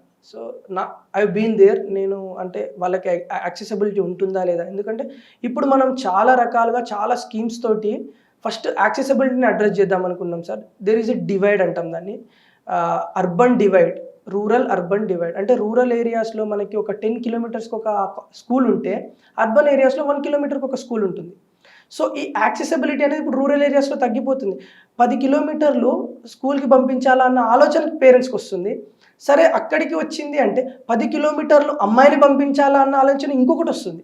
So ఈ యాక్సెసిబిలిటీ ఇష్యూని బ్రిడ్జ్ చేయడానికి మనం మనబడి మన స్కూల్ అని చెప్పేసి, అలాగే చాలా అర్బన్ సెంటర్స్లో గవర్నమెంట్ జెడ్పిహెచ్ఎస్, మన తెలంగాణలో అయితే జిల్లా పరిషత్ హై స్కూల్స్ ఉంటాయి, అందులోనే చదివాను. ప్రీ ప్రైమరీ స్కూల్స్, అంగన్వాడీస్ నుంచే మనం కొంచెం ప్రైమరీ నాలెడ్జ్ ఇద్దాం, కాగ్నిటివ్ డెవలప్మెంట్ అక్కడే జరుగుతుందని ఇవన్నీ చేస్తున్నాం సార్. స్టిల్ ఇష్యూస్ ఉన్నాయి. మనం అన్నట్టు ఇప్పుడు యాక్సెసిబిలిటీ అనేది అర్బన్ ఏరియాస్లో ఉన్నంత లేదు. సో దాని మీద ఫోకస్ చేయాలి. ఎక్కడ ఇన్ఫ్రాస్ట్రక్చర్ డెవలప్మెంట్ చేయాలో చేయాలి. మీరు అన్నట్లు గ్రామీణ ప్రాంతాల్లో అంగన్వాడీలు ఉన్నాయి, అక్కడ ఉన్న వాళ్ళకి పిల్లల వరకు కొంతవరకు బాగానే ఉంది. కానీ ఎక్కడి నుంచో వస్తున్న కూలీలు ఉంటారు, వాళ్ళు కుటుంబాలతో వచ్చినప్పుడు వాళ్ళ పిల్లలు కూడా చదివించాల్సిన బాధ్యత మీలాంటి అధికారులు. సార్ వాళ్ళ మీద ఏ విధంగా ఫోకస్ చేస్తారు? వాళ్ళు ఈరోజు ఇక్కడ ఉంటారు, రేపు ఇంకో దగ్గరికి వెళ్తారు. సార్ మీరు అడిగింది వెరీ గుడ్ క్వశ్చన్ సార్. మనకి మైగ్రెంట్ వర్కర్స్ అనే వాళ్ళకి పర్మనెంట్ రెసిడెన్స్ అని ఉండదు. ఇక్కడి నుంచి అక్కడికి వెళ్తారు, రీజియన్సే కాదు రాష్ట్రాలే మారిపోతూ ఉంటారు. వాళ్ళ కోసం అని మనము రేషన్ కార్డ్ మీద ఒక స్కీమ్ తీసుకొచ్చాం, 1 నేషన్ 1 రేషన్. ఎక్కడికి వెళ్ళినా ఏ షాపు మన రీజనల్ బేసిస్ మీద వాళ్ళకి రేషన్ని మనకి రిజెక్ట్ చేయకూడదు. ఎక్కడికి వెళ్ళినా they are rightful to those ration rice. Similar వేలో మనకి వీళ్ళు ఎక్కడున్నా మనం ఒక 2-3 కిలోమీటర్స్ రేడియస్లో మనం స్కూల్ ఇన్ఫ్రాస్ట్రక్చర్, మన ఫండ్ రీసోర్సెస్ని ఎఫిషియెంట్గా యూజ్ చేసుకుంటూ, మనకున్న వాటిలో జుడిషియబుల్ యూజ్ చేసుకుంటూ ఎంత మాధ్యమంలో మనం చేయగలుగుతాం ఒక స్కూల్ని. మనకున్న రీసోర్స్ తోటి అదంతా ఒక అవగాహన తెచ్చుకొని ఒక ఎవిడెన్స్ డేటా గ్యాదర్ చేసుకొని స్కూల్స్ అందరికీ యాక్సెసిబుల్ ఉండేటట్టు ఇన్ఫ్రాస్ట్రక్చర్ డెవలప్మెంట్ చేయాలి సార్. సో మైగ్రెంట్ వర్కర్స్కి మనకి ఇష్యూ స్కూల్ జాయినింగ్లో ఉండకుండా ఆ పేపర్ ఇష్యూస్ ఏవైతే ఉంటాయో మళ్ళీ ఏమన్నా సర్టిఫికేట్స్ అడిగితే ఫాదర్ సర్టిఫికేట్ మదర్ సర్టిఫికేట్ ఇవన్నీ కొంచెం మనకేంటి ఫ్లెక్సిబుల్గా ఉండేటట్టు చూసుకోవాలి. మైగ్రెంట్ అని చెప్పంగానే కొంచెం టైం ఎక్కువ ఇవ్వడము వాళ్ళకి సర్టిఫికేట్స్ కోసం ఇమీడియట్గా జాయిన్ చేసుకోవడం ఇలాంటివి చేయాలి సార్. సిమిలర్ వేలో స్కూల్లో ఇంకా చాలా ఇష్యూస్ ఉన్నాయి సార్. ఇది ఒక యాక్సెసిబిలిటీ ఈజ్ వన్ ఇష్యూ మనకి చూడగానే కనిపించేది. సరే నేను యాక్సెసిబిలిటీ దొరికింది, నేను వెళ్తున్నా స్కూల్కి, ఇంకేం ఇష్యూస్ ఉన్నాయి? ఇన్ఫ్రాస్ట్రక్చర్ సరిగా లేకపోవడం, మనకి టాయిలెట్స్ సరిగా ఉండకపోవడం. ఇప్పుడు టాయిలెట్స్ అనేది జెండర్కి తగ్గట్టు టాయిలెట్స్ ఉండాలి, ఒకటే టాయిలెట్ ఉండి అందరూ వాడాలంటే కష్టం. సో టాయిలెట్స్ సరిగా లేకపోవడం వల్ల కూడా మనకి చాలామంది డ్రాప్అవుట్ అవుతున్నారని ఎన్జిఓ ప్రథమ్ అనే ఒక ఇన్స్టిట్యూషన్ డేటా ఇచ్చింది. So there are few issues మనం తెలుసుకొని వాటిని సాల్వ్ చేయాలి సార్. ఇష్యూస్కి తగ్గట్టు మన అప్రోచ్ ఉండాలి, సొల్యూషన్ ఉండాలి. అన్నిటికీ మనం ఒకటే సొల్యూషన్ అంటే అది కుదరదు సార్. టైలర్ మేడ్ అంటే ఇష్యూస్కి తగ్గట్టు ఇష్యూ స్పెసిఫిక్ సొల్యూషన్స్ డిజైన్ చేసుకొని ఇంప్లిమెంట్ చేయాలి. టీచర్స్ అబ్సెంటీయిజం ఉంది, దానికి మేఘాలయ స్కూల్లో వాళ్ళు ఏం చేస్తున్నారంటే geo fencing technology. Not only thumb impression ఇచ్చినా కూడా థంబ్ ఇంప్రెషన్ ఇచ్చేసి వెళ్ళిపోయేటోళ్ళు ఉంటారు. ఇది నాకు ఇంటర్వ్యూ క్వశ్చన్ కూడా, థంబ్ ఇంప్రెషన్ ఇచ్చినా కూడా జరగట్లేదు అని నేను చెప్పాను. జియో ఫెన్సింగ్ చేయొచ్చు సార్, మనం జియో ఫెన్సింగ్ మేఘాలయ స్కూల్లో చేస్తారు. ఒక్కసారి స్కూల్ జియో ఫెన్సింగ్ చేశామంటే వర్కింగ్ అవర్స్లో ఏ టీచర్ అయితే బయటికి వెళ్తే తెలిసిపోతుంది హెడ్ మాస్టర్కే కాదు, డిఈఓకి తెలుస్తుంది, ఎంఈఓకి తెలుస్తుంది, డిస్ట్రిక్ట్ కలెక్టర్కి తెలుస్తుంది. So if they are interested in looking at educational outcomes and the issues, they will definitely know by this technology. So ఇలాంటి ఇన్నోవేటివ్గా టెక్నికల్ సొల్యూషన్స్ తోటి న్యూ మైండ్ సెట్ తోటి మనం ఈ ఇష్యూస్ని అప్రోచ్ అయితే మనం సాల్వ్ చేయగలుగుతాం sir. We will achieve that ఈ అమృత్ కాల్లో డెవలప్డ్ స్టేటస్. మీరు మేఘాలయ పేరు ఇచ్చారు కాబట్టి అక్కడ మీకు ఆల్రెడీ స్టడీ చేసినట్టున్నారు. అక్కడ ఒక ఇష్యూ ఉంది, సామాజిక సమస్య. అక్కడ ఎప్పటి నుంచో అక్కడ ఆ రాష్ట్రంలో అబ్బాయిలు ఇల్లరికం వెళ్తారు పెళ్లి చేసుకొని, అమ్మాయిలు ఆ ఇంట్లో ప్రధాన పాత్ర పోషిస్తారు. అక్కడ మమ్మల్ని కూడా గుర్తించండి అంటూ మేఘాలయలో షిల్లాంగ్ ఆ ప్రాంతంలో రోజు సాయంత్రం అబ్బాయిలు అంటే పెళ్ళైన వాళ్ళు వచ్చి రోడ్ల మీద ధర్నా చేస్తారు. రోజు సాయంత్రం 1 అవర్ మమ్మల్ని గుర్తించండి అంటూ. ఆ ఇష్యూని ఎలా షార్ట్అవుట్ చేస్తారు? మన మేఘాలయలో 3 టైప్స్ ఆఫ్ ట్రైబ్స్ ఉంటారు. ఆ ట్రైబ్స్లో ఒకళ్ళు ఏంటంటే ఈ మెట్రిలీనియల్ సిస్టమ్ అనేది ఫాలో అవుతారు అన్నట్టు. సో యూజువల్గా మన సొసైటీలో చూసుకుంటే పెట్రియార్కీ కనిపిస్తుంది. అంటే ఎవరైతే పెట్రీ లోకల్ సిస్టమ్ ఎట్లా అంటే పెళ్ళిది అయిపోగానే అమ్మాయి మన సైడ్ వచ్చేస్తుంది. సో ఈ లీనియేజ్ అనేది అలా జరిగిపోతూ ఉంటుంది. సో పెట్రియార్కీ అంటే ఏంటంటే పవర్ అనేది అబ్బాయి చేతిలో ఉంటుంది. అబ్బాయి పవర్ ప్లే బాధ్యత తీసుకుంటాడు. సో ఇవన్నీ జరుగుతాయి కాబట్టి ఈ డెఫినేషన్. అక్కడ ఏంటంటే కొంచెం ఆపోజిట్. అక్కడ ఏంటంటే ఇదే సిస్టమ్ అమ్మాయిల దగ్గర ఉంటుంది, అబ్బాయిలు వాళ్ళ ఇంటికి వెళ్ళడం, వాళ్ళ లీనియేజ్ని ఫాలో అవ్వడం అనేది జరుగుతుంది. సో నాకు ఈ ఇష్యూ అనేది నేను సోషాలజీ చదివినప్పుడు వచ్చింది సార్, సొసైటీలో ఏం జరుగుతుందని. సార్ నన్ను అడిగితే ఇందులో ఎలాంటి ఇష్యూస్ ఉన్నాయో అందులో కూడా అలాంటి ఇష్యూసే ఉంటాయి సార్. ఎందుకంటే same systems with different people. ఇక్కడ ఈ జెండర్ ఉండే, అక్కడ ఆ జెండర్ ఉండే. మన పాలసీ అనేది జెండర్ న్యూట్రల్ ఉండాలి సార్. మనం చేసే పాలసీ అందరికీ సెట్ అయ్యేటట్టు. ఇప్పుడు ఫర్ ఎగ్జాంపుల్ ఇక్కడ పెట్రియార్కీలో ఏం ఇష్యూస్ ఉన్నాయి, అక్కడ మెట్రిలీనియల్లో ఏం ఇష్యూస్ ఉన్నాయి, సిమిలర్గా ఉంటాయి సార్ ఇష్యూస్. బట్ మన విక్టిమ్స్ మారుతారు, అక్యూజేషన్స్ ఎవరి మీద జరుగుతున్నాయో వీళ్ళు మారుతారు. దానికి తగ్గట్టే సొల్యూషన్స్ ఉండాలి సార్. మనందరికీ తెలుసు పెట్రియార్కీలో ఏం ఇష్యూస్ ఉంటాయో, డెసిషన్ మేకింగ్ ఒకరి చేతిలోనే ఉండడం, ఫ్యామిలీ సిస్టమ్ని ఒకరే చేయడం, ఉమెన్ ఎంపవర్మెంట్ తక్కువ ఉండడం. సిమిలర్ అక్కడ కూడా అంతే. అసెట్స్ ఇవన్నీ అమ్మాయిల పేరు మీదనే నడవడం, అబ్బాయిలకి ఏం సేమ్ ఉండకపోవడం డెసిషన్ మేకింగ్లో. అట్ ద సేమ్ టైం వాళ్ళ పేరుని వాళ్ళు పోగొట్టుకోవడం, ఈ లీనియేజ్లో పోవడం వల్ల ఇది ఉంటుంది. సో వాళ్ళకి తగ్గట్టు అసలు ఏంటి స్టేక్ హోల్డర్ అప్రోచ్ తీసుకోవాలి సార్. వాళ్ళ ఇష్యూస్ ఏంటి, వీళ్ళు ఇప్పుడు ప్రజెంట్ సిస్టమ్ ఏంటి, ఇంకేమైనా కొత్త సిస్టమ్ని డిజైన్ చేయొచ్చు. Because society is evolving. అప్పట్లో మనము ఉన్న ఫ్యామిలీ జాయింట్ ఫ్యామిలీ సిస్టమ్ ఇప్పట్లో లేదు. అప్పట్లో ఫ్యామిలీ అంటే అందరు ఒక ఇంటి కింద ఉండేటోళ్ళే ఫ్యామిలీ. ఇప్పుడు ఫ్యామిలీ అంటే వేరు, హౌస్ హోల్డ్ అంటే వేరు. ఫ్యామిలీ దేశమంతా స్ప్రెడ్ అయి ఉన్న హౌస్ హోల్డ్ అంటాం దాన్ని. ఇండియాలో నాకు ఒక హౌస్ ఉంది, ఫారెన్లో నాకు ఒక హౌస్ ఉంది, different households, but we're family. ఎందుకంటే ఈ అఫెక్షన్, రిలేషన్స్, సెన్స్ ఆఫ్ బిలాంగింగ్నెస్ తోటి కలిసి ఉంటాం. That is what family now. So definitions change అవుతుంది, సొసైటీ చేంజ్ అవుతుంది, సిమిలర్లీ సిస్టమ్స్, ఇన్స్టిట్యూషన్స్ చేంజ్ అవుతుంది. దానికి తగ్గట్టు మన అప్రోచ్ ఉండాలి. మీరు మేఘాలయలో ముందు ఆ ఇష్యూస్ సార్ట్అవుట్ చేస్తారు. అయితే ఇష్యూస్ ఉన్నాయి అంటే దానికోసమే మమ్మల్ని గవర్నమెంట్ హైర్ చేసింది. గవర్నమెంట్ ప్రతి చోట ఉండలేదు. కాబట్టి బ్యూరోక్రసీ ఉండాలి అని బ్యూరోక్రసీకి కాన్స్టిట్యూషనల్ సపోర్ట్ ఇచ్చి గవర్నమెంట్ మమ్మల్ని హైర్ చేసుకొని మాకు శాలరీస్ ఇస్తుంది. That's what we're suppose to do. If there are issues we have to work. Okay sir, ఒకవేళ రూరల్ డెవలప్మెంట్ తీసుకుందాం. రూరల్ డెవలప్మెంట్లో అక్కడ జరగకూడని కూడా జరిగించేవాట్లు చేసే ఆఫీసర్ కనపడుతుంటారు. ఎగ్జాంపుల్ మేఘాలయ ఒకప్పుడు చేపలు అనేది ఆంధ్రప్రదేశ్ నుంచి చేపలు వెళ్ళేది కొన్ని వేల కిలోమీటర్లు. కానీ అక్కడ చేపలు అవసరం కాబట్టి అక్కడే చేపల పాండ్స్ పెట్టి చేపల పంపిణీ చేసి ఉత్పత్తి చేసి దాన్ని ట్రాన్స్పోర్ట్ చేసే ఐడియాని తీసుకొచ్చారు ఒక ఆఫీసర్. అది ఇప్పుడు అక్కడ మేఘాలయ మంచి ప్రాజెక్ట్ అయింది. అటువంటివి ఏమైనా మీరు చేస్తారా? లేదు ఇక డ్రై ఏరియా కాబట్టి దీన్ని వదిలిపెట్టి ఇంకా వేరే ఏదైనా వాళ్ళకి ఇన్వాల్వ్ చేస్తారా? సార్ నేను అన్నట్టు new mind set, new approach, innovative solutions చాలా ఇంపార్టెంట్ సార్. మీరు చెప్పిన అప్రోచ్ కూడా అదే. డైరెక్ట్ ఎవరైతే ప్రొడ్యూస్ చేస్తారో వాళ్ళకి ఆ రెమ్యూనరేటివ్ ప్రైజెస్ రావాలి, ఇన్కమ్ డబుల్ చేయాలన్న ఉద్దేశంతో. అంటే ఒకప్పుడు తినే వాళ్ళు ఇప్పుడు ప్రొడక్ట్ తయారు చేస్తున్నారు, ఆ స్థాయికి తీసుకొచ్చారు. అది గొప్ప విషయం కదా. చాలా గొప్ప విషయం సార్. అప్పుడు మన ఫుడ్ అంతకుముందు కూడా మన వ్యవసాయం కూడా మన ఓన్ కన్జంప్షన్ కోసమే చేసుకునేవాళ్ళు. ఈ ఎక్స్పోర్ట్స్ అంటే ఐడియల్, ఎక్స్పోర్ట్స్ పక్కకు పెట్టండి సార్. అమ్మడం అనేది కూడా యాక్సెసిబిలిటీ లేకపోవడం, మార్కెట్స్కి ఎట్లా వెళ్ళాలి, ఒక ఫేర్ ప్రైస్ ఎట్లా తెలుసుకోవాలి, ఇవంతా ఐడియా లేకపోతుండే. సో ఇప్పుడు అవేర్నెస్ క్రియేట్ అవ్వడం, వేరియస్ పబ్లిక్ మీన్స్ అంటే మనకేంది ఆన్లైన్ మీడియంస్ వచ్చాయి, ఆన్లైన్లో కూడా మనం పెట్టేసి అమ్మేసుకోవచ్చు, డిమాండ్ ఎక్కడెక్కడ ఉందో తెలుసుకోవచ్చు. ఇట్లా చేయడం వల్ల ఇలాంటి ఇన్నోవేషన్స్ చేయడానికి చాలా ఈజీ అయిపోతుంది. సిమిలర్ మీరు అన్నట్టు నేను ఎథిక్స్ చదివేటప్పుడు చాలా ఎగ్జాంపుల్స్ చదివాను sir. Out of the box solution తీసుకురావడం, వాళ్ళ పరిధిలో లేకపోయినా ఇంకొక స్టెప్ ముందుకెళ్ళి ఏం చేయొచ్చు పబ్లిక్ అని. ఆమ్స్ట్రాంగ్ పేమ్ అని ఒక ఐఏఎస్ అధికారి సార్ రోడ్డు నిర్మించుదామని చెప్పేసి అనుకున్నాడు. డబ్బులు సరిపోలేదు. డబ్బులు సరిపోకపోతే ఆయన క్రౌడ్ ఫండింగ్ చేశాడు. ఎవరైతే బెనిఫిషరీస్ ఉన్నారో మీకోసమే రోడ్ వేసేది, మీ దగ్గర ఏమన్నా ఉంటే ఎంతో కొంత కాంట్రిబ్యూట్ చేయండి ఈ డెవలప్మెంట్ ఫండ్కి, దాని నుంచి రోడ్ వేద్దాం. So 100 kilometers road with whole crowd funded డబ్బులతోటి ఆయన రోడ్ వేయడం జరిగింది. యూజువల్గా మన పని అది కాదు. గవర్నమెంట్ నుంచి ఎంత వస్తుంది రీసోర్సెస్ వాడేసాము, అంతవరకు ఇచ్చేస్తాం service, public service delivery based on government resources. But ఒక అప్రోచ్ ఒక స్టెప్ ముందుకెళ్ళి పబ్లిక్ నుంచి కూడా ఏమైనా వస్తాయా, ఎందుకంటే ఇది వాళ్ళకే కాదు, it's for countries development, for accessibility, transport పెరిగితే, ల్యాండ్ రేట్స్ పెరుగుతాయి, వాళ్ళకే మంచిది, అన్నీ పెరుగుతాయి. సో వెల్ఫేర్ అనేది స్పిల్ ఓవర్ అవుతుంది అక్కడ. దానికోసమని అట్లా ముందు అప్రోచ్. ఇట్లా ఇతనొకరే కాదు సార్, చాలామంది ఉన్నారు అలా. వెల్ఫేర్ వాళ్ళని ఒకటి ఉంటుంది. ఎవరికైనా క్లాత్స్, సెకండ్ హ్యాండ్ క్లాత్స్ వాళ్ళు వాడలేకపోతే వాళ్ళ మీద వేసేసేయాలన్నట్టు. ఎవరైతే డిస్ప్రివిలేజ్డ్ ఉంటారో వచ్చి ఆ క్లాత్స్ తీసుకొని వెళ్ళిపోతారు. సో వెల్ఫేర్ వాళ్ళు ఇలాంటివి చేయొచ్చు. ఇటువంటి మంచి ప్రాజెక్ట్, దాన్ని ఎవరు కాదంటారు. కానీ ఇక్కడ కూడా ఇందులో మైనస్లు ఉంటాయి కొన్ని. మీరు చెప్తున్నట్టు రోడ్డు వేశారు, లేదు మీరు ఫండ్ అడిగారు. ఫండ్ అడిగిన తర్వాత ఇచ్చిన వాళ్ళు మిమ్మల్ని, మీ సర్వీస్ని లేదా మీ ఇన్ఫ్లుయెన్స్ని వాడడానికి కొంతమంది ప్రయత్నం చేస్తారు. నేను ఫలానా కలెక్టర్ గారితో ఫోటో దిగాను, ఎంత ఫండ్ ఇచ్చారు. అటువంటి ఇష్యూల్ని ఎలా షార్ట్ అవుట్ చేస్తారు? మీరన్నిట్లుగా బట్టలు లేదా ఫుడ్ తీసుకొచ్చి బయట పెట్టి వాళ్ళందరికీ ఇవ్వాలి. అక్కడ కూడా మైనస్ జరుగుతుంది కొన్ని ఉంటాయి. అంటే ప్రతి వ్యవస్థలో కూడా ప్లస్ మైనస్ ఉంటాయి. ప్లస్ అనేది మనం ఎక్కువగా బేరే తీసుకోకుండా మైనస్ నుంచి ప్లస్కి వెళ్ళడం అనేది మంచిదంటారు. ఇటువంటి మైనస్ని ఎలా మీరు షార్ట్ అవుట్ చేస్తారు? Sir as already I told you, decision మేకింగ్లో సైడ్ ఎఫెక్ట్స్ ఉంటాయి సార్.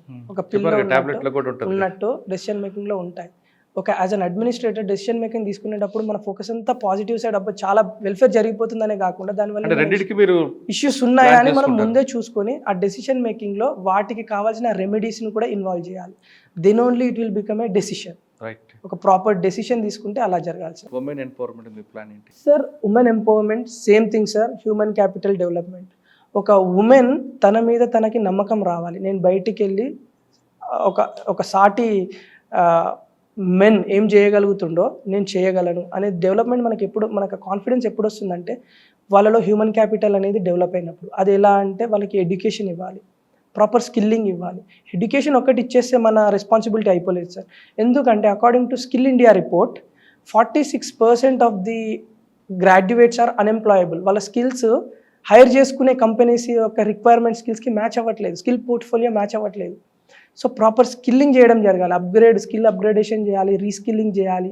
సో ఎంప్లాయ్మెంట్ ఆపర్చునిటీస్ అవే వస్తాయి సార్. మనకు ఫస్ట్ మనకు అసలు హ్యూమన్ క్యాపిటల్ ఉందని చూపిస్తే కదా వాటిని మనం ఎక్కడ యూజ్ చేయాలి అనేది ఒక ఐడియా వచ్చేది. అట్ ద సేమ్ టైం మనం సప్లై మీద వర్కౌట్ చేస్తున్నాం, డిమాండ్ మీద కూడా వర్కౌట్ చేయాలి, ఇన్వెస్ట్మెంట్స్ తీసుకురావాలి, ఇన్స్టిట్యూషన్స్ బిల్డప్ చేయాలి. సో వన్స్ ఈ సప్లైని డిమాండ్ని మనం ఒక బ్రిడ్జ్ చేసి మ్యాచ్ చేసామనుకోండి సార్, డెవలప్మెంట్ అదే జరిగిపోతుంది. ఓకే, ఎలక్షన్ తీసుకుందాం. ప్రతి ఒక్కరికి ఓటు అన్నది ఇంపార్టెంట్. హక్కు అది. కానీ చాలామంది చదువుకున్న వాళ్ళు కానీ, చదువు రాని వాళ్ళు కానీ, ఓటు ఎవరికేస్తే నాకేంటి, నేను ఆ ఓటు రోజు నాడు పండగ అని భావించకుండా ఇంట్లో కూర్చొని ఉంటారు. కొంతమంది సోమరిపోతులు ఉంటారు. అంటే చదువుకున్న వాళ్ళకి, చదువు రాని వాళ్ళకి కూడా నాకు ఎవరికేస్తే నాకేంటి, నాకు నా జీవితం ఇది అని భావించే వాళ్ళకి ఎలక్షన్ రోజు నాడు వాళ్ళు పోలింగ్ బూత్కి తీసుకొచ్చేలా, వాళ్ళ స్వతహాగా వచ్చేలా మీరేం ప్లాన్ చేస్తారా? ఖచ్చితంగా సార్. నా యాజ్ అన్ ఐఏఎస్ కెరియర్లో చీఫ్ ఎలక్షన్ ఆఫీసర్ కానీ, రిటర్నింగ్ ఆఫీసర్ ఇలాంటి పోస్ట్ వస్తూ ఉంటాయి. సో మా మెయిన్ కలెక్టర్ అయిన తర్వాత కూడా మీరు దాన్ని చేసుకోవచ్చు కదా? చేయొచ్చు సార్. యాజ్ ఎ కలెక్టర్ ఉన్న కలెక్టరే మనకి ఆ డిస్ట్రిక్ట్కి మెయిన్ ఎలక్షన్ ఆఫీసర్ అవుతారు. సో అలాంటివి వచ్చినప్పుడు ఎస్ సార్, నా మేజర్ ఫోకస్ అంతా ఓటర్ టర్న్అవుట్ని పెంచాలి. మీరు అన్నట్టు ఇప్పుడు మన Hyderabad sir, I will give you specific example. నేను మెయిన్స్ ఆన్సర్లో రాశాను. హైదరాబాద్లో మనకి అర్బన్ అపతి అంటాం సార్ దీన్ని. ఎవరికి ఏమైతే నాకేంటి. సో 30% ఆఫ్ ఓటర్ టర్న్అవుట్ ఉంది, అరౌండ్ 30%, ఎగ్జాక్ట్ ఫిగర్స్ చెప్పలేను. సో మనము ఈ మైండ్ సెట్ని మార్చాలి. ఈ మైండ్ సెట్ని ఎలా మారుస్తాం? ఎడ్యుకేషన్ కాదు సార్. ఎందుకంటే హైదరాబాద్లో ఎడ్యుకేషన్ లేదా సార్? లిటరసీ లెవెల్స్ చూడండి 80 to 90% అబౌవ్ ఉంటుంది. బట్ మరి ఓటర్ టర్న్అవుట్ 30% ఉంది. It is a paradox. ఇది ఉంది, అది ఉంది, బట్ ఇది జరగట్లేదు. ఇలాంటి సిచ్యువేషన్లో మనం చేయాల్సింది awareness creation sir. Proper awareness campaigns అనేది కండక్ట్ చేయాలి. ఒక ఓటు వాల్యూ ఏంటి, కాన్స్టిట్యూషన్లో మనం అంత డిబేట్స్ చేసి ప్రతి ఒక్కరికి పొలిటికల్ ఈక్వాలిటీ ఇచ్చాం. అందరికీ ఒకటే ఓటు. ప్రైమ్ మినిస్టర్ సార్ అయినా, చీఫ్ మినిస్టర్ సార్ అయినా ఒకటే ఓటేస్తారు. ఒక నార్మల్ సిటిజన్, కామన్ సిటిజన్ అయినా ఒకటే ఓటేస్తారు. That is political equality we aspired in the constitutional debates. దాని యొక్క ఇన్స్పిరేషన్ ఏంటి, దాని యొక్క మోటివేషన్ ఏంటి, అసలు ఎందుకు అంత డిబేట్స్ చేసి తీసుకురావడం జరిగింది పొలిటికల్ ఈక్వాలిటీ, ఇది అందరికీ అవేర్నెస్ తీసుకురావాలి సార్. అంతకుముందు మనం బ్రిటిష్ వాళ్ళలో ఉన్నప్పుడు వీఆర్ సబ్జెక్ట్స్, వాళ్ళు రూలర్స్, వీఆర్ సబ్జెక్ట్స్. మన కేసు ఏ ఉండదు, ఏ రైట్స్ ఉండవు, ఏముండదు. We are just passive consumers. ఇప్పుడు we are citizens. Why we are citizens? సబ్జెక్ట్స్కి సిటిజన్స్కి డిఫరెన్స్ వాళ్ళు మనం ఇవ్వాలి. అది ఇస్తేనే వాళ్ళకి తెలుస్తుంది ఆ ఓటు పవర్ ఏంటి, ఈ కాన్స్టిట్యూషన్ మనల్ని ఎంత ఎంపవర్ చేసింది. ఒక్క ఓటుతో ఏమవుతుందని చెప్పేసి అనుకునే వాళ్ళు ఉంటారు. ఒక్క ఓటుతో మనము ఏదో మూవీలో చెప్తారు సార్, తలపతి విజయ్ సార్, ఒక్క ఓటుతో ఏ స్టేట్ ఉండాలి, ఏ నేమ్ ఉండాలి, ఏ కంట్రీ ఉండాలి, కంట్రీకి కంట్రీహుడ్ రావాలా లేదా అని చెప్పేసి డిసైడ్ చేసాం మనం. ఏ ప్రెసిడెంట్ ఉండాలని డిసైడ్ చేసిన రోజులని. సో ఒక్క ఓటు చాలా matter. Plus at the same time చాలా ఇనిషియేటివ్స్ మనం తీసుకురావడం జరిగింది. ఇప్పుడు ఫర్ ఎగ్జాంపుల్ నాకు ఎవరు నచ్చలేదు, నా కాన్స్టిట్యుయెన్సీలో 10 మంది నిల్చున్నారు, నాకు ఎవరు నచ్చలేదు. You go and exercise your vote in NOTA, none of the above. చూపించండి, మీరు సెలెక్ట్ చేసిన క్యాండిడేట్స్ నాకు నచ్చలేదని పార్టీస్కి చూపించండి, క్యాండిడేట్స్ని మారుస్తారు. That is what your responsibility it is. మనం కన్వే చేయగలగాలి. ఇన్ని చేసినా కూడా మనం టర్న్అవుట్ ఎందుకు రావట్లేదంటే urban apathy sir. Only one solution is effective awareness creation. Constitution ఎందుకు వచ్చింది, సబ్జెక్ట్స్ నుంచి మనం సిటిజన్స్కి ఎందుకు మారాం, సిజేఐ సార్ది మనం చాలా స్పీచెస్ వింటే తెలుస్తుంది. We're being treated as subjects. Transformative constitution వచ్చి మనల్ని సిటిజన్స్గా ట్రాన్స్ఫార్మ్ చేసింది. ఆ ట్రాన్స్ఫర్మేషన్ మరి మనం ఫాలో అవుతున్నామా, సబ్జెక్ట్స్ లాగానే ఇంకా మనల్ని మనం ట్రీట్ చేసుకుంటున్నామా అనేది మన అవగాహన తెచ్చుకొని దాని ప్రకారం ముందుకెళ్ళాలి. కలెక్టర్ అయితేనే బాగుంటుంది. మీరు థ్యాంక్ యూ సో మచ్. మీరు చాలా వైడ్ ఎక్స్పీరియన్స్ కనిపిస్తుంది. అంటే నేను ఇంకా చాలా అడగాలనుకున్నా, రైతుల గురించి, ఇరిగేషన్ గురించి, ఇవన్నీ కూడా ఇంకా నాకు అడగాలనిపించట్లేదు. నెక్స్ట్ ఐపీఎస్ అయ్యారనుకోండి. Okay sir. ఐపీఎస్ అయితే మీ ప్లాన్ ఏంటి? Indian police service. I will still say the same thing. I will be very proud to wear uniform. So ఆ యూనిఫామ్ అంటే ఏదో వచ్చేసింది, పవర్ చూపించేసా, లాఠీ పట్టేసుకుంటా, ఇది కాదు sir. Uniform is giving me responsibility to handle, uphold the law and order, security, common people యొక్క సేఫ్టీ, అలాగే గవర్నమెంట్ యొక్క ఎస్టాబ్లిష్మెంట్స్. సో ఇవన్నీ నా ప్రైమ్ మోటివ్స్ వస్తాయి సార్. దానికోసం మన ప్రాపర్ ట్రైనింగ్ ఉంటుంది 2 years ఎన్పిఏలో, నేషనల్ పోలీస్ అకాడమీలో. అలాగే లా అండ్ ఆర్డర్ యొక్క ఇంపార్టెన్స్ ఏంటి, ఇవన్నిటి గురించి ఉంటుంది. సో వాటి మీద నాకు మంచి అవగాహన వచ్చిన తర్వాత ఆ జాబ్ ప్రొఫైల్కి నేను ఇంకెంత బాగా ఎఫెక్టివ్గా వర్క్ చేయగలుగుతా, ఆ యూనిఫామ్ సర్వీస్ని ఇంకెంత ప్రైడ్గా ముందుకు తీసుకెళ్ళగలుగుతా అనే దాని మీద నేను వర్క్. ఒకవేళ మీరు ఐపీఎస్ అయ్యారు, క్రైమ్ ఎగ్నెస్ట్ ఉమెన్ మీద అది కంట్రోల్ చేయడం చూస్తారా, లేదా క్రైమ్ ఎగ్నెస్ట్ చైల్డ్ మీద చూపిస్తారా? ఈ రెండు ఎక్కువ కనిపిస్తుంటాయి మనకి. చాలామంది ఇట్లా డైలమాస్ ఇస్తూ ఉంటారు సార్. నాకు ఒకటే solution, why can't I do both? That is my simple question. నా మేజర్ ఫోకస్ క్రైమ్ మీద ఉంది. క్రైమ్ ఉమెన్ మీద జరుగుతుంది, it's a big thing. Crime children మీద జరుగుతుంది. 2 are హెల్ప్లెస్ సిచ్యువేషన్. జెండర్ మనకి పెట్రియార్కల్ నేచర్ కానీ సొసైటీ కానీ చిన్న చూపు చూడడం ఇవన్నీ వాళ్ళకి ఒక ఎంపవర్మెంట్ లేకపోవడం వల్ల కొంచెం ఆ క్రైమ్ అనేది ఎక్కువ జరుగుతుంది అక్కడ. ఈ సోషల్ ఇష్యూస్ చాలా ఎక్కువ ఉంటాయి అక్కడ. ఈవెన్ ఇన్స్టిట్యూషన్స్ కూడా క్రైమ్ చేసేటివి ఉంటాయి. సో ఇలా చిల్డ్రన్ దే ఆర్ హెల్ప్లెస్. వాళ్ళు మాట్లాడలేరు, they don't even know their rights, ఏం జరుగుతుందో చెప్పలేరు. ఇవి ఉన్నాయి. చిల్డ్రన్లో కూడా మళ్ళీ జెండర్ ఇష్యూస్, చిన్న అమ్మాయిలు చిన్న అమ్మాయిల ఇష్యూస్ సపరేట్ ఉంటాయి, చిన్న అబ్బాయిల ఇష్యూస్ సపరేట్ ఉంటాయి. సో ఇవన్నీ ఇష్యూస్, ప్రతి ఇష్యూకి స్పెసిఫిక్గా ఏ ఇష్యూని ఎలా సాల్వ్ చేయాలి. నా ఫోకస్ క్రైమ్ సార్. క్రైమ్ని జీరో చేయడం నా ఫోకస్ ఉంటుంది. క్రైమ్ వన్స్ జీరో అయిందంటే జెండర్ ఇష్యూస్ జీరో అవుతాయి, చిల్డ్రన్ ఇష్యూస్ జీరో అవుతాయి సార్. దానికోసం చాలా ఇనిషియేటివ్స్ తీసుకొస్తున్నాం సార్. వాటిని ఇంకొంచెం ఫర్దర్ ముందు స్టెప్కి వెళ్ళి ఇంప్లిమెంట్ చేయాలి. ఆ ఇంప్లిమెంటేషన్ బ్యూరోక్రసీ చేస్తుంది. I will be glad to be part of that implementation machinery. Crime pattern every year మారిపోతుంటుంది. క్రిమినల్స్ మారుతుంటాడు, వాడు ఎంఓ కూడా మారిపోతుంటుంది. ప్రజెంట్ మీకు మెయిన్ ఛాలెంజ్ సైబర్ క్రైమ్. ఒకప్పుడు traditional crime white collar offence పక్కన పెడితే మెయిన్ ఛాలెంజ్ మీరు సర్వీస్లోకి వచ్చేసరికి మీకు పెద్ద ఛాలెంజ్, బిగ్ ఛాలెంజ్ చెప్పాలంటే సైబర్ క్రైమ్. కంటికి కనిపించకుండా కొట్టేస్తుంటాడు, రికవరీ అవ్వదు. దీన్ని మీరు ఏ విధంగా కంట్రోల్ చేస్తారు? అవగాహన పెంచి ప్రజల్లో కంట్రోల్ చేస్తారా, లేదు సైబర్ క్రిమినల్స్ పట్టుకొచ్చి అరెస్ట్ చేసి వాళ్ళ దగ్గర నుంచి రికవరీ చేస్తారా? సార్ డిటరెన్స్ అంటాం సార్. అంటే ఒక ప్రెసిడెన్స్ చూపించి ఇలాంటివి చేయకూడదు. దీని మీదనే మనము ఈ టోటల్ జ్యుడిషియరీ సిస్టమ్ అనేది మనకి క్రిమినల్ జస్టిస్ సిస్టమ్ అంటాం. ఇదంతా మన criminal justice system reform, at the same time deterrence, ఈ రెండింటి మీద వర్క్ అవుతుంది. Why can't I do same? So reform చేయాలి సార్. రీఫార్మ్ ఎలా చేస్తామంటే, ఇప్పుడు మీరు అన్నట్టు అవగాహన, సైబర్ క్రైమ్స్ జరుగుతున్నాయి, ప్రతి ఒక్కరి చేతిలో మొబైల్ ఫోన్ ఉంది. బట్ ఆ మొబైల్ ఫోన్ ఎంత చేయగలుగుతుంది, మనకి ఎంత హానిని మనం ఎక్స్పోజ్ అవుతున్నాం, ఇదంతా అవగాహన తీసుకురావాలి. ఒక చిన్న వైరస్ మన మొబైల్లోకి వస్తే they will handle our own camera. So ఇదంతా జరుగుతుంది అంటే ఈ అవగాహన వాళ్ళకి వస్తే then they will be very cautious mobile వాడేటప్పుడు, ఎలక్ట్రానిక్ గ్యాడ్జెట్స్ వాడేటప్పుడు. దాన్ని సైబర్ హైజీన్ అనే పేరుతోటి సైబర్ స్వచ్ఛతా కేంద్రాల్లో మనం చేస్తున్నాం ఆల్రెడీ. దాన్ని ఇంకా ఫర్దర్గా ముందు స్టెప్గా తీసుకెళ్ళాలి. ప్రతి ఒక్కరికి ఈ రీచ్ ఉండాలి. ప్లస్ మీరు అన్నట్టు సైబర్ సేఫ్టీ ఇండెక్స్ అని చెప్పేసి గ్లోబల్ లెవెల్లో ఇస్తారు sir. India is at the vulnerable spot. మొత్తం జరిగిన ఇన్సిడెంట్స్లో nearly 30 to 40 incidents they are happening in India, cyber crimes global లెవెల్లో. సో మనం ఎంత థ్రెట్లో ఉన్నామనేది మనకు తెలిసిపోతుంది. అప్పట్లో అంటే మనకి డైరెక్ట్ బాంబులు వేయడాలు, యుద్ధాలు చేయడాలు ఇవి ఉండే. ఇప్పుడు జస్ట్ సాఫ్ట్ వార్, ఇదంతా హైబ్రిడ్ వార్ అయిపోయింది. సో నాన్ కన్వెన్షనల్ మీన్స్ రెండు యూజ్ చేస్తూ ఉంటారు. ఎయిమ్స్ మీద అటాక్ జరిగింది రీసెంట్గా. సో 2 weeks మొత్తం మనకి డేటా ఛానల్స్ అన్ని బ్లాక్ అయిపోయింది. సో మనం ఏం చేయాలంటే ప్రిపేర్డ్నెస్. మనము థ్రెట్స్ని ఆపలేం sir. One thing for sure is, అవతల నుంచి మనకి state actors, non state actors ఉంటారు. సైబర్ క్రైమ్స్ని మనం ఆపలేం. మేబీ మనం ప్రిపేర్డ్ అయి ఉండొచ్చు. క్రైమ్ జరుగుతుందని మనకు ముందే తెలిసి ఉంటే we will be prepared. So crime జరగగానే తొందరగా దాన్ని ట్యాకిల్ చేసి మన డేటా రికవరీ కానీ మన సిస్టమ్స్ని మళ్ళీ యాజ్ యూజువల్ వర్క్ చేసుకోవచ్చు. సో నేను ఒకవేళ సైబర్ సైడ్ వెళ్తే my main focus will be on preparedness. Institutions మన దగ్గర చాలా ఉన్నాయి. 13 అని కంప్యూటర్ ఎమర్జెన్సీ రెస్పాన్స్ టీమ్, ఇలా చాలా ఉన్నాయి. వీటన్నిటిని ప్రిపేర్డ్నెస్ మీద ఫోకస్ చేయడం.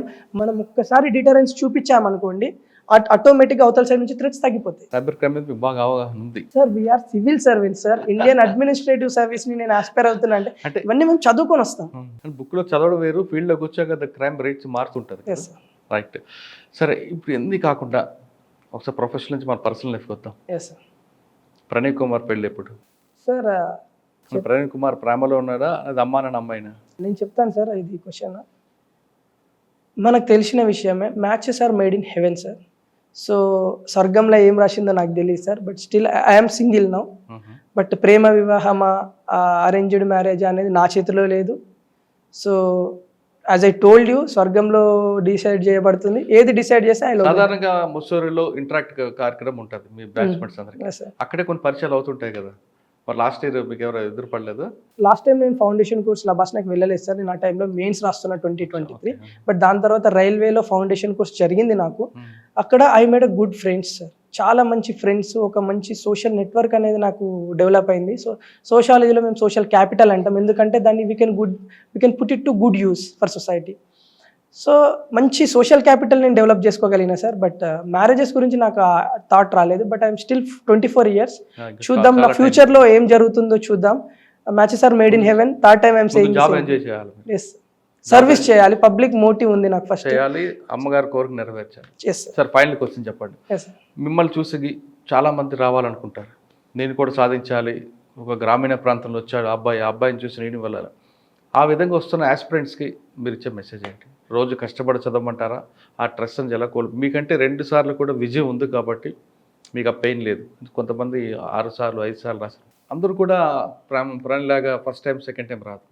అప్పుడు ఏం చేయాలి? మీలాగా రావాలంటే ఏం చేయాలి? Sir first I will address that painless statement sir. Pain లేదంటే I don't accept that sir. I will beg to differ.